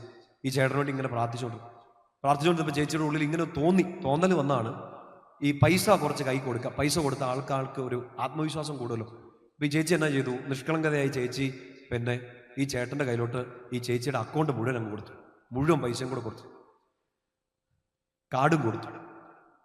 എന്നിട്ട് വലിയ സ്നേഹത്തോടെ ഒരു കാര്യം കൂടെ പറഞ്ഞു, ഇനി എനിക്ക് എന്ത് ആവശ്യമുണ്ടെങ്കിലും ചേട്ടായി തന്നാൽ മതി, അല്ലേ? നല്ലൊരു ഭാര്യ, എന്നാ വേണേലും ചേട്ടായിട്ട് ചോദിച്ചിട്ട്, നല്ല കാര്യം. അപ്പോൾ ഈ ചേച്ചിയുടെ അക്കൗണ്ട് മുഴുവൻ, ഈ ചേച്ചി അധ്വാനിച്ചുണ്ടാക്കിയ പൈസ മുഴുവൻ, അക്കൗണ്ട് മുഴുവൻ ഈ ചേട്ടന് കൊടുത്തു. നമ്മൾ പറയും നല്ല ചേച്ചിയാണ്. എൻ്റെ അഭിപ്രായത്തിൽ ബെസ്റ്റ് ചേച്ചിയാണ്. അപ്പോൾ ഒരു ദിവസം ചേട്ടനെ കാണുന്നില്ല. വളരെ ചുരുക്കി പറയുക കേട്ടോ, ചേട്ടനെ കാണുന്നില്ല, വീട്ടിൽ കാണുന്നില്ല. ജോലി കഴിഞ്ഞ് ചേച്ചി വന്നപ്പോൾ ചേട്ടനെ കാണുന്നില്ല. നല്ല കുഴിമടിയനായതുകൊണ്ട് എങ്ങോട്ടും പോകുമല്ലെന്ന് ഈ ചേച്ചിക്ക് അറിയാം. പക്ഷേ കുഴിമടിയൻ ഒരു പണി ഒപ്പിച്ചു. കുഴിമടിയൻ വീട്ടിൽ നിന്ന് ഇറങ്ങിപ്പോയി. ചേച്ചി അന്വേഷിച്ചു, കാണുന്നില്ല. പോലീസിൽ അറിയിച്ചു. നമ്മുടെ ഇവിടുത്തെ പോലെയല്ല, നമ്മുടെ ഒരാൾ കാണാണ്ട് പോയാൽ പിന്നെ കാണാണ്ട് പോയി, അത്രേ ഉള്ളൂ. പക്ഷെ മറ്റു ചില പുറത്തുള്ള രാജ്യങ്ങളൊക്കെ നിങ്ങൾ കേട്ടിട്ടൊക്കെ ഉണ്ടാവും, അന്വേഷിച്ച് പോലീസ് കണ്ടുപിടിക്കും. അങ്ങനെ പോലീസ് അന്വേഷിച്ച് തന്നപ്പോൾ ഇയാളൊരു ഫ്ലാറ്റിലുണ്ട്, ഒരു വലിയ ഫ്ലാറ്റിൽ അയാളുണ്ട്. പോലീസുകാരൻ പറഞ്ഞു, നിങ്ങൾ അഡ്രസ്സൊക്കെ വെരിഫൈ ചെയ്തു, വീട്ടിലോട്ട് തിരിച്ചു പോകാൻ പറഞ്ഞു. ചേട്ടൻ പറഞ്ഞു, ഞാൻ വീട്ടിലാന്ന് പറഞ്ഞു. അപ്പം പോലീസുകാരൻ പറഞ്ഞതേ, ഇങ്ങനെ നിങ്ങളുടെ ഭാര്യ ഇങ്ങനെ ഒരു കംപ്ലൈൻറ്റ് ലോഡ്ജ് ചെയ്തിട്ടുണ്ട്, നിങ്ങൾ തിരിച്ചു പോകണം, സ്വന്തം വീട്ടിൽ പോകണം. ഇയാൾ പിന്നെയും പറഞ്ഞു പോലീസിനോട്, ഇതെൻ്റെ സ്വന്തം വീടാന്ന് പറഞ്ഞു. എന്നിട്ടുള്ള പ്രൂഫൊക്കെ എടുത്ത് കാണിച്ചു. സത്യമായിട്ടും അയാളിപ്പോൾ നിൽക്കുന്ന അയാളുടെ സ്വന്തം വീട്ടിലാണ്, ആ ഫ്ലാറ്റ് അയാളുടേതാണ്. കുഴിമടിയനല്ലേ? ഇയാളൊരു പണി ഒപ്പിച്ചു. ഈ നിഷ്കളങ്കയായ ചേച്ചിയുടെ നല്ല മനസ്സിനെ നല്ല നൈസായിട്ട് ചൂഷണം ചെയ്തു. ഭാര്യനെ നന്നായിട്ടങ്ങ് പറ്റിച്ചു. ഈ ചേച്ചിയുടെ പൈസ മുഴുവൻ എടുത്തിട്ട് ഇയാളൊരു ഫ്ലാറ്റ് അങ്ങ് മേടിച്ചു. എൻ്റെ പ്രിയപ്പെട്ട സഹോദരങ്ങളെ, പോലീസുകാർ ഒന്നും ചെയ്യാൻ പറ്റില്ല. കാരണം സ്വന്തം വീട്ടിൽ നിന്ന് അയാളെ പിടിച്ചിറക്കാൻ കൊണ്ടുപോകാനുള്ള നിയമമില്ലല്ലോ. അകത്ത് നാണ്ടെ ആരാ ചേട്ടാ എന്ന് ഫിലിപ്പീനിൽ ചോദിച്ചുകൊണ്ട് ഒരു പെങ്കൊച്ചു ഇറങ്ങി വരും. ആരാ ചേട്ടാന്ന് ചോദിച്ചല്ലോ കേട്ടോ. ഒരു ഫിലിപ്പിനോത്തി, ഒരു പെങ്കൊച്ചകത്തുനിന്ന് ഇറങ്ങി വരികയാണ്. ഇയാൾ ഫ്ലാറ്റ് മാത്രമല്ല മേടിച്ചത്, ഈ ഫിലിപ്പിനോത്തിനെയും ഫ്ലാറ്റാക്കി. ഇനി കേട്ടോ, ഇത് നമ്മളിങ്ങനത്തെ കഥകൾ, സംഭവങ്ങളൊക്കെ നമ്മൾ എന്തോരം കേട്ടിട്ടുള്ള മനുഷ്യരെ പറ്റിക്കുന്നതൊക്കെ. ഈ ചേട്ടനെ കുറിച്ച് നിങ്ങൾ കേൾക്കണം, നല്ല ഹീറോയാണ്. എനിക്ക് അയാളെ ഭയങ്കര ഇഷ്ടപ്പെട്ടു. എല്ലാ ഞായറാഴ്ചയും ഇയാൾ ചേച്ചിയുടെ അടുത്ത് തിരിച്ചു വരും. എല്ലാ ഞായറാഴ്ചയും തിരിച്ചു വരും. എന്തിനാണെന്നറിയോ? ഞാൻ വിചാരിച്ചു ഇയാളെ എൻ്റെ കൈ കിട്ടിയാണെങ്കിൽ ഇങ്ങനെ 2 കൈയും കൊണ്ട് ഒറ്റ അടി വെച്ച് കൊടുക്കാമെന്ന് വിചാരിച്ചു. ഇയാൾ എന്തൊരു സാധനമാണെന്ന് ഞാൻ വിചാരിച്ചു. പക്ഷെ ആ ചേച്ചിയെ കാലേ തൊട്ട് നമ്പിക്കണം തോന്നി. ഈ സംഭവങ്ങളെല്ലാം കേട്ട് കഴിഞ്ഞപ്പോൾ ഈ ചേച്ചി കരഞ്ഞു, സങ്കടപ്പെട്ടു, കർത്താവിനോട് വഴക്കുണ്ടാക്കി. പാവം ചേച്ചി ഒറ്റയ്ക്കായി പോയില്ലേ, പറ്റിക്കപ്പെട്ടു. ഇത്രയും കാലം ഉണ്ടാക്കിയ പൈസ മുഴുവൻ കൂടെ ഇയാളാണ്ടെ പോയി ഫ്ലാറ്റ് മേടിച്ചു, വേറൊരു പെങ്കൊച്ചിനെയും കൂടെ നിർത്തിയേക്കുന്നു. വലിയ ചതി. ഒരു ഭാര്യയ്ക്ക്, ഒരു ജീവിത പങ്കാളിക്ക് അനുഭവിക്കാൻ പറ്റുന്ന ഏറ്റവും വലിയ സങ്കടങ്ങളൊന്നാണ്. ഇത്രയും വലിയ ചതി വന്നു. ഈശോടല്ലാണ്ട് പിന്നെ ആരോടാ പറയേണ്ടത്? ചേച്ചി പിടിച്ചു നിന്നതിൻ്റെ ഒരു അടയാളം എങ്ങനെയാണെന്നറിയോ? എല്ലാ ഞായറാഴ്ചയും ഈ ചേട്ടൻ വീട്ടിൽ വരും. എന്തിനാന്ന് വെച്ചിട്ടുണ്ടെങ്കിൽ ചോറുണ്ടാൻ വേണ്ടിയിട്ട്. ചോറ് വേണം, ചോറ്. മറ്റേ ചേച്ചി ബർഗറും പിന്നെ ബ്രെഡും ജാമും ഒക്കെ ഉണ്ടാക്കി കൊടുക്കുന്നുള്ളൂ. ഫിലിപ്പിനോത്തി നമുക്ക് ചോറുണ്ടാക്കാൻ അറിയത്തില്ല. മലയാളിയല്ലേ, എവിടെ പോയാലും ചോറ് വേണമല്ലോ. ചോറ്. ഈ പുഴുങ്ങിയവൻ ചോറ് തിന്നാൻ വേണ്ടി വരും ഞായറാഴ്ച. എൻ്റെ പ്രിയപ്പെട്ട ചേച്ചിമാർ മാത്രം ഉത്തരം പറഞ്ഞാൽ മതി. നിങ്ങളാണ് എന്നാ ചെയ്തേനെ? ചോറ് കൊടുക്കും. ഒരു കലം ചോറ് കൊടുത്തത് അതവൻ്റെ തലക്കിട്ട് പെട്ടക്കടിച്ച് കൊല്ലും നിങ്ങൾ. നമ്മൾ സങ്കടത്തിലല്ലേ? നമുക്കൊക്കെ അങ്ങനത്തെ വല്ല പണി, നമ്മളെ അത്രയും നമ്മൾ വിശ്വസിച്ച്, നമ്മൾ സ്നേഹിച്ച്, നമ്മൾ പൊക്കി എടുത്തോണ്ട് വന്ന ആൾക്കാർ നമുക്കിട്ട് അങ്ങനെ തിരിഞ്ഞു നിന്ന് കുത്തിയാൽ ഇങ്ങനത്തെ പണി വന്നാൽ നമ്മൾ എന്നാ ചെയ്യും? കറിക്കലം വെച്ചടിക്കും. ഈ ചേട്ടനെല്ലാം നാണം ഉണ്ടോ ഇയാൾക്ക്? മടിയനാണ് പോട്ട്. ഇങ്ങനത്തെ ഈ പൊട്ടത്തരം കാണിച്ച് അതും പോട്ട്. നാണമുണ്ടോ ചോറുണ്ണാൻ വേണ്ടി വരാൻ വേണ്ടി? നമ്മൾ ചോദിക്കും ചേച്ചിയോട്, ചേച്ചിക്ക് നാണം ഉണ്ടെന്ന് ചോദിക്കും. ഈ ചേച്ചിക്ക് ഒരു നാണമില്ല. എല്ലാ ഞായറാഴ്ച ഈ മനുഷ്യൻ വരുമ്പോൾ ഈ ചേച്ചി ചോറുണ്ടാക്കി കൊടുക്കും. മാമ്പഴ പുളിശ്ശേരി, പുളിയാനം, സാമ്പാർ ഉണ്ടാക്കി കൊടുക്കാം. സത്യമായിട്ട് ഞാൻ പറയാം, ഞാനാണെങ്കിൽ കൊടുക്കത്തില്ല. കൊടുക്കും.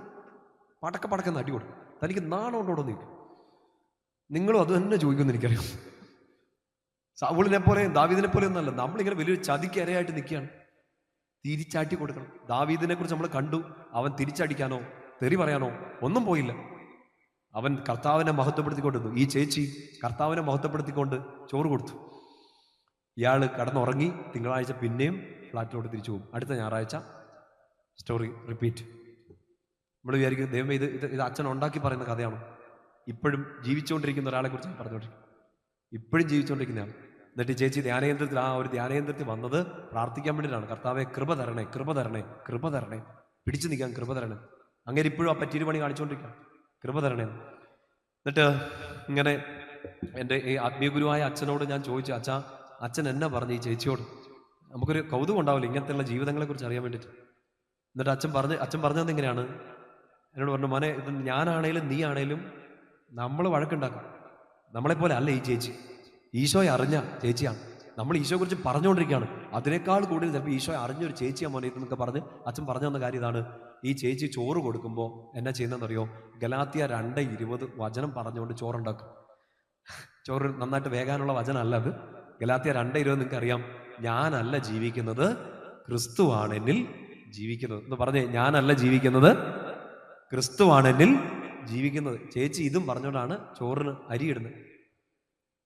എന്നുവെച്ചാൽ അതിന്റെ അർത്ഥം പിടികിട്ടിയോ? ഞാനാണേലും നിങ്ങളാണേലും ചോറ് കൊടുക്കത്തില്ല, കല്ലെടുത്തെറിയും. പക്ഷെ ചേച്ചിയുടെ ഉള്ളിൽ ഈ വചനം കിടക്കാണ്. ഞാനല്ല ചോറുണ്ടാക്കുന്നത്, ആരാ? ഈശോയാണ്. ഞാനല്ല ജീവിക്കുന്നത്, ക്രിസ്തുവാണ് എന്നിൽ ജീവിക്കുന്നത്. ചോറ് വിളമ്പി കൊടുക്കുമ്പോൾ കണ്ണ് നിറയുമ്പോഴും കണ്ണ് നിറഞ്ഞ് അത് തുടച്ച് മാറ്റാൻ നിൽക്കാതെ ചോറ് വിളമ്പി കൊടുക്കും. ഞാനല്ല, ഈശോയാണ് ചോറ് വിളമ്പി കൊടുക്കുന്നത്. നാളെ പറ്റിക്കാൻ വേണ്ടി അയാൾ പിന്നെയും പോവും. പോട്ടെ, ഞാനല്ലല്ലോ വേദനിക്കുന്നത്, ഈശോയാണ് വേദനിക്കുന്നത്. അടുത്ത ഞായറാഴ്ച വീണ്ടും വരും, ഞാൻ സ്വീകരിക്കും. ഞാനല്ല സ്വീകരിക്കുന്നത്, ഞാനല്ല ജീവിക്കുന്നത്, ക്രിസ്തുവാണ് ജീവിക്കുന്നത്. പറഞ്ഞേ ഹല്ലേലൂയ. പ്രിയപ്പെട്ട സഹോദരങ്ങളെ, നിങ്ങൾക്കുണ്ടാവുന്ന സഹനങ്ങളെ ദാവീദിനെ പോലെ തെറ്റിദ്ധരിക്കപ്പെടുമ്പോൾ, ദാവീദിനെ പോലെ ഒരു അക്രമത്തിന് ഇരയാകുമ്പോൾ, ദാവീദിനെ പോലെ ചെയ്യാത്ത കുറ്റത്തിന്റെ പേരിൽ നിങ്ങൾ കണ്ണീര് ഒഴുകി നിങ്ങൾ കരയുമ്പോൾ, നിങ്ങളുടെ പ്രിയപ്പെട്ടവർ പോലും നിങ്ങൾക്കെതിരെ കുന്തമെറിയുമ്പോൾ, ഏറ്റവും വിശ്വസിച്ച ഒരാൾ പോലും നിങ്ങൾ വളർത്തിയെടുത്ത ആൾക്കാർ പോലും ചിലപ്പോൾ നിങ്ങൾക്കെതിരെ തിരിയുമ്പോൾ അവർക്കെതിരെ തിരിഞ്ഞ് പുലമ്പാനോ ചീത്ത പറയാനോ അവർക്കെതിരെ കൂടോത്രത്തിനോ ആഭിചാരത്തിനോ അവരുടെ നാശത്തിനോ വേണ്ടി ആഗ്രഹിക്കുകയും അസ്വസ്ഥപ്പെടുകയും ഒന്നും ചെയ്യാതെ ദാവീദിനെ പോലെ കിന്നരം വീട്ടുക, ദാവീദിനെ പോലെ ദൈവത്തെ മഹത്വപ്പെടുത്തുക. കർത്താവ് നിന്നെ മഹത്വപ്പെടുത്തും. ഈ വേദന വരുമ്പോ, ഈ ചതിക്കപ്പെടുമ്പോ, ഒറ്റപ്പെടുമ്പോ, ഒറ്റുകൊടുക്കപ്പെടുമ്പോ പറയണം, ഞാനല്ല ഈശോയാണ്, ഞാനല്ല ഈശോയാണ്. ശക്തിയോടെ പറഞ്ഞേ ഹല്ലേലൂയ. അത് എളുപ്പമാണോ എന്ന് എനിക്കറിയില്ല. ഓരോ അനുഭവങ്ങളിലും ഓരോ സങ്കടങ്ങളും നിങ്ങൾ അങ്ങനെ ഒന്ന് ചിന്തിച്ച് നോക്കിയേ. ഞാനല്ല, എൻ്റെ ഈശോയാണ്. എൻ്റെ ഈശോ എനിക്ക് വേണ്ടി ഇത് ഏറ്റെടുക്കാം. ഗെത്സമൻ തോട്ടത്തിലൊക്കെ ഈശോ സങ്കടപ്പെട്ടതിനെ കുറിച്ചൊക്കെ നമ്മൾ വായിക്കുന്നില്ലേ? ഓരോ തവണ നിങ്ങളുടെ പ്രിയപ്പെട്ടവരെ ഓർത്ത്, നിങ്ങളുടെ ജീവിതത്തൊക്കെ ഓർത്ത് സങ്കടപ്പെടുമ്പോൾ, ഉറക്കം കിട്ടാത്ത രാത്രികളൊക്കെ വരുമ്പോൾ ഓർക്കണം, ഈശോ ഇതുപോലെ നിനക്ക് വേണ്ടി നിന്നെ പോലെ ഗെത്സമനിലെ രാത്രിയിൽ ഉറക്കമില്ലാണ്ട് കടന്നു. പ്രിയപ്പെട്ട ആരെങ്കിലുമൊക്കെ കൂട്ടുവരുമെന്നൊക്കെ ഓർത്ത് നമ്മൾ പിടിച്ചുണർത്താൻ വേണ്ടി ആൾക്കാർ പോകുമ്പോൾ അവർ നമ്മളെ മൈൻഡ് ചെയ്യാണ്ട് പോകുമ്പോൾ ഓർക്കണം, ഗെത്സമൻ തോട്ടത്തിൽ ഈശോ ഇതുപോലെ നിങ്ങൾക്ക് എൻ്റെ കൂടെ 1 മണിക്കൂറോ ഉണർന്നിരിക്കാൻ പറ്റത്തില്ലെന്ന് ചോദിച്ച ആ സങ്കടം ഒന്ന് ഓർക്കണം. ചെയ്യാത്ത കുറ്റം നിങ്ങളുടെ മേൽ ആരോപിക്കപ്പെടുമ്പോൾ ഈശോ ചെയ്യാത്ത കുറ്റം ആരോപിക്കപ്പെട്ട് മുഖത്ത് ആട്ടും തുപ്പും ഏറ്റത് ഓർത്ത് നിങ്ങൾ പിടിച്ചു കയറണം. വീണ് മുട്ട് നിരങ്ങുമ്പോൾ, വേദനിക്കുമ്പോൾ, ചെയ്യാത്ത കുറ്റത്തിൻ്റെ പേരിൽ ഒരു കുരിശെടുത്ത് നടക്കേണ്ടി വരുമ്പോൾ, എടുക്കാൻ പറ്റാത്ത ഭാരത്തോടെ കുരിശെടുത്ത് നടന്ന് മുട്ടുകുത്തി വീണ ഈശോയെ ഓർക്കണം. അത് മാത്രം പോരാ, ആ മുട്ടിടിച്ച് വീണെടുത്ത് എഴുന്നേറ്റ് പിന്നെ നടന്ന ഈശോയെ ഓർക്കണം. നമ്മളെ പിന്നെ ചവിട്ടി വീഴ്ത്തിക്കൊണ്ടിരിക്കും മനുഷ്യൻ. തിന്മ, പാപങ്ങൾ, സാഹചര്യങ്ങൾ, ലോകം ഒരു തരത്തിലും പിടിച്ചു നിൽക്കാൻ പറ്റാത്ത രീതിയിൽ കുരിശിന്റെ ഭാരം ചിലപ്പോൾ നമ്മുടെ പുറത്തോട്ട് എടുത്ത് വെച്ച് തരും. എഴുന്നേറ്റ് നടക്കാൻ പറ്റാത്ത രീതിയിൽ നിങ്ങൾ മുട്ടിടിച്ച് വീണ്ടും വീഴും. ഈ സങ്കടക്കയത്തിലേക്ക് തീർന്നു പോയി എന്ന് വിചാരിച്ചുകൊണ്ട് നിങ്ങൾ വീഴുമ്പോൾ, ഇവിടുന്ന് എഴുന്നേറ്റ് നടന്ന, നിനക്ക് വേണ്ടി കുരിശെടുത്ത് എഴുന്നേറ്റ് നടന്ന ഈശോയെ ഓർത്തേക്കണം. ചെയ്യാത്ത കുറ്റത്തിന്റെ പേരിൽ നാണം കെടുമ്പോൾ കുരിശയിൽ ഒരു കീർത്തുണി കൊടുത്തുകൊണ്ട് അമ്മയുടെ മുമ്പിൽ, പ്രിയപ്പെട്ട സുഹൃത്ത്, പ്രിയപ്പെട്ട ശിഷ്യന്റെ മുമ്പിൽ നാണം കെട്ട് നിന്ന് കുരിശെ പെടഞ്ഞ് മരിച്ച ഈശോയെ ഓർത്തേക്കണം. എല്ലാം തീർന്നു എന്നൊക്കെ ലോകം വിധി എഴുതുമ്പോൾ, എല്ലാം ഇരുട്ടിലാണെന്ന് നിങ്ങൾക്ക് തന്നെ വിധി തോന്നുന്ന സമയത്ത് ഈ ഇരുട്ടിൽ നിന്ന്, ഈ കല്ലറയിൽ നിന്ന് ഉയർത്തെഴുന്നേറ്റ ഈശോയെ നിങ്ങൾ ഓർത്തേക്കണം. ഒറ്റയ്ക്കായി പോയി എന്നൊക്കെ തോന്നുമ്പോൾ, ചതിക്കപ്പെട്ടു തോന്നുമ്പോൾ, വലതുഭാഗത്ത് എഴുന്നള്ളിയിരിക്കുക മാത്രമല്ല, യുഗാന്ത്യം വരെ എന്നും നിന്റെ കൂടെ കാണുമെന്ന് പറഞ്ഞ ഈശോയെ ഓർത്തേക്കണം. പലതരം ഓർത്തി പറഞ്ഞേ ഹല്ലേലൂയ. ശക്തി പറഞ്ഞേ ഹല്ലേലൂയ.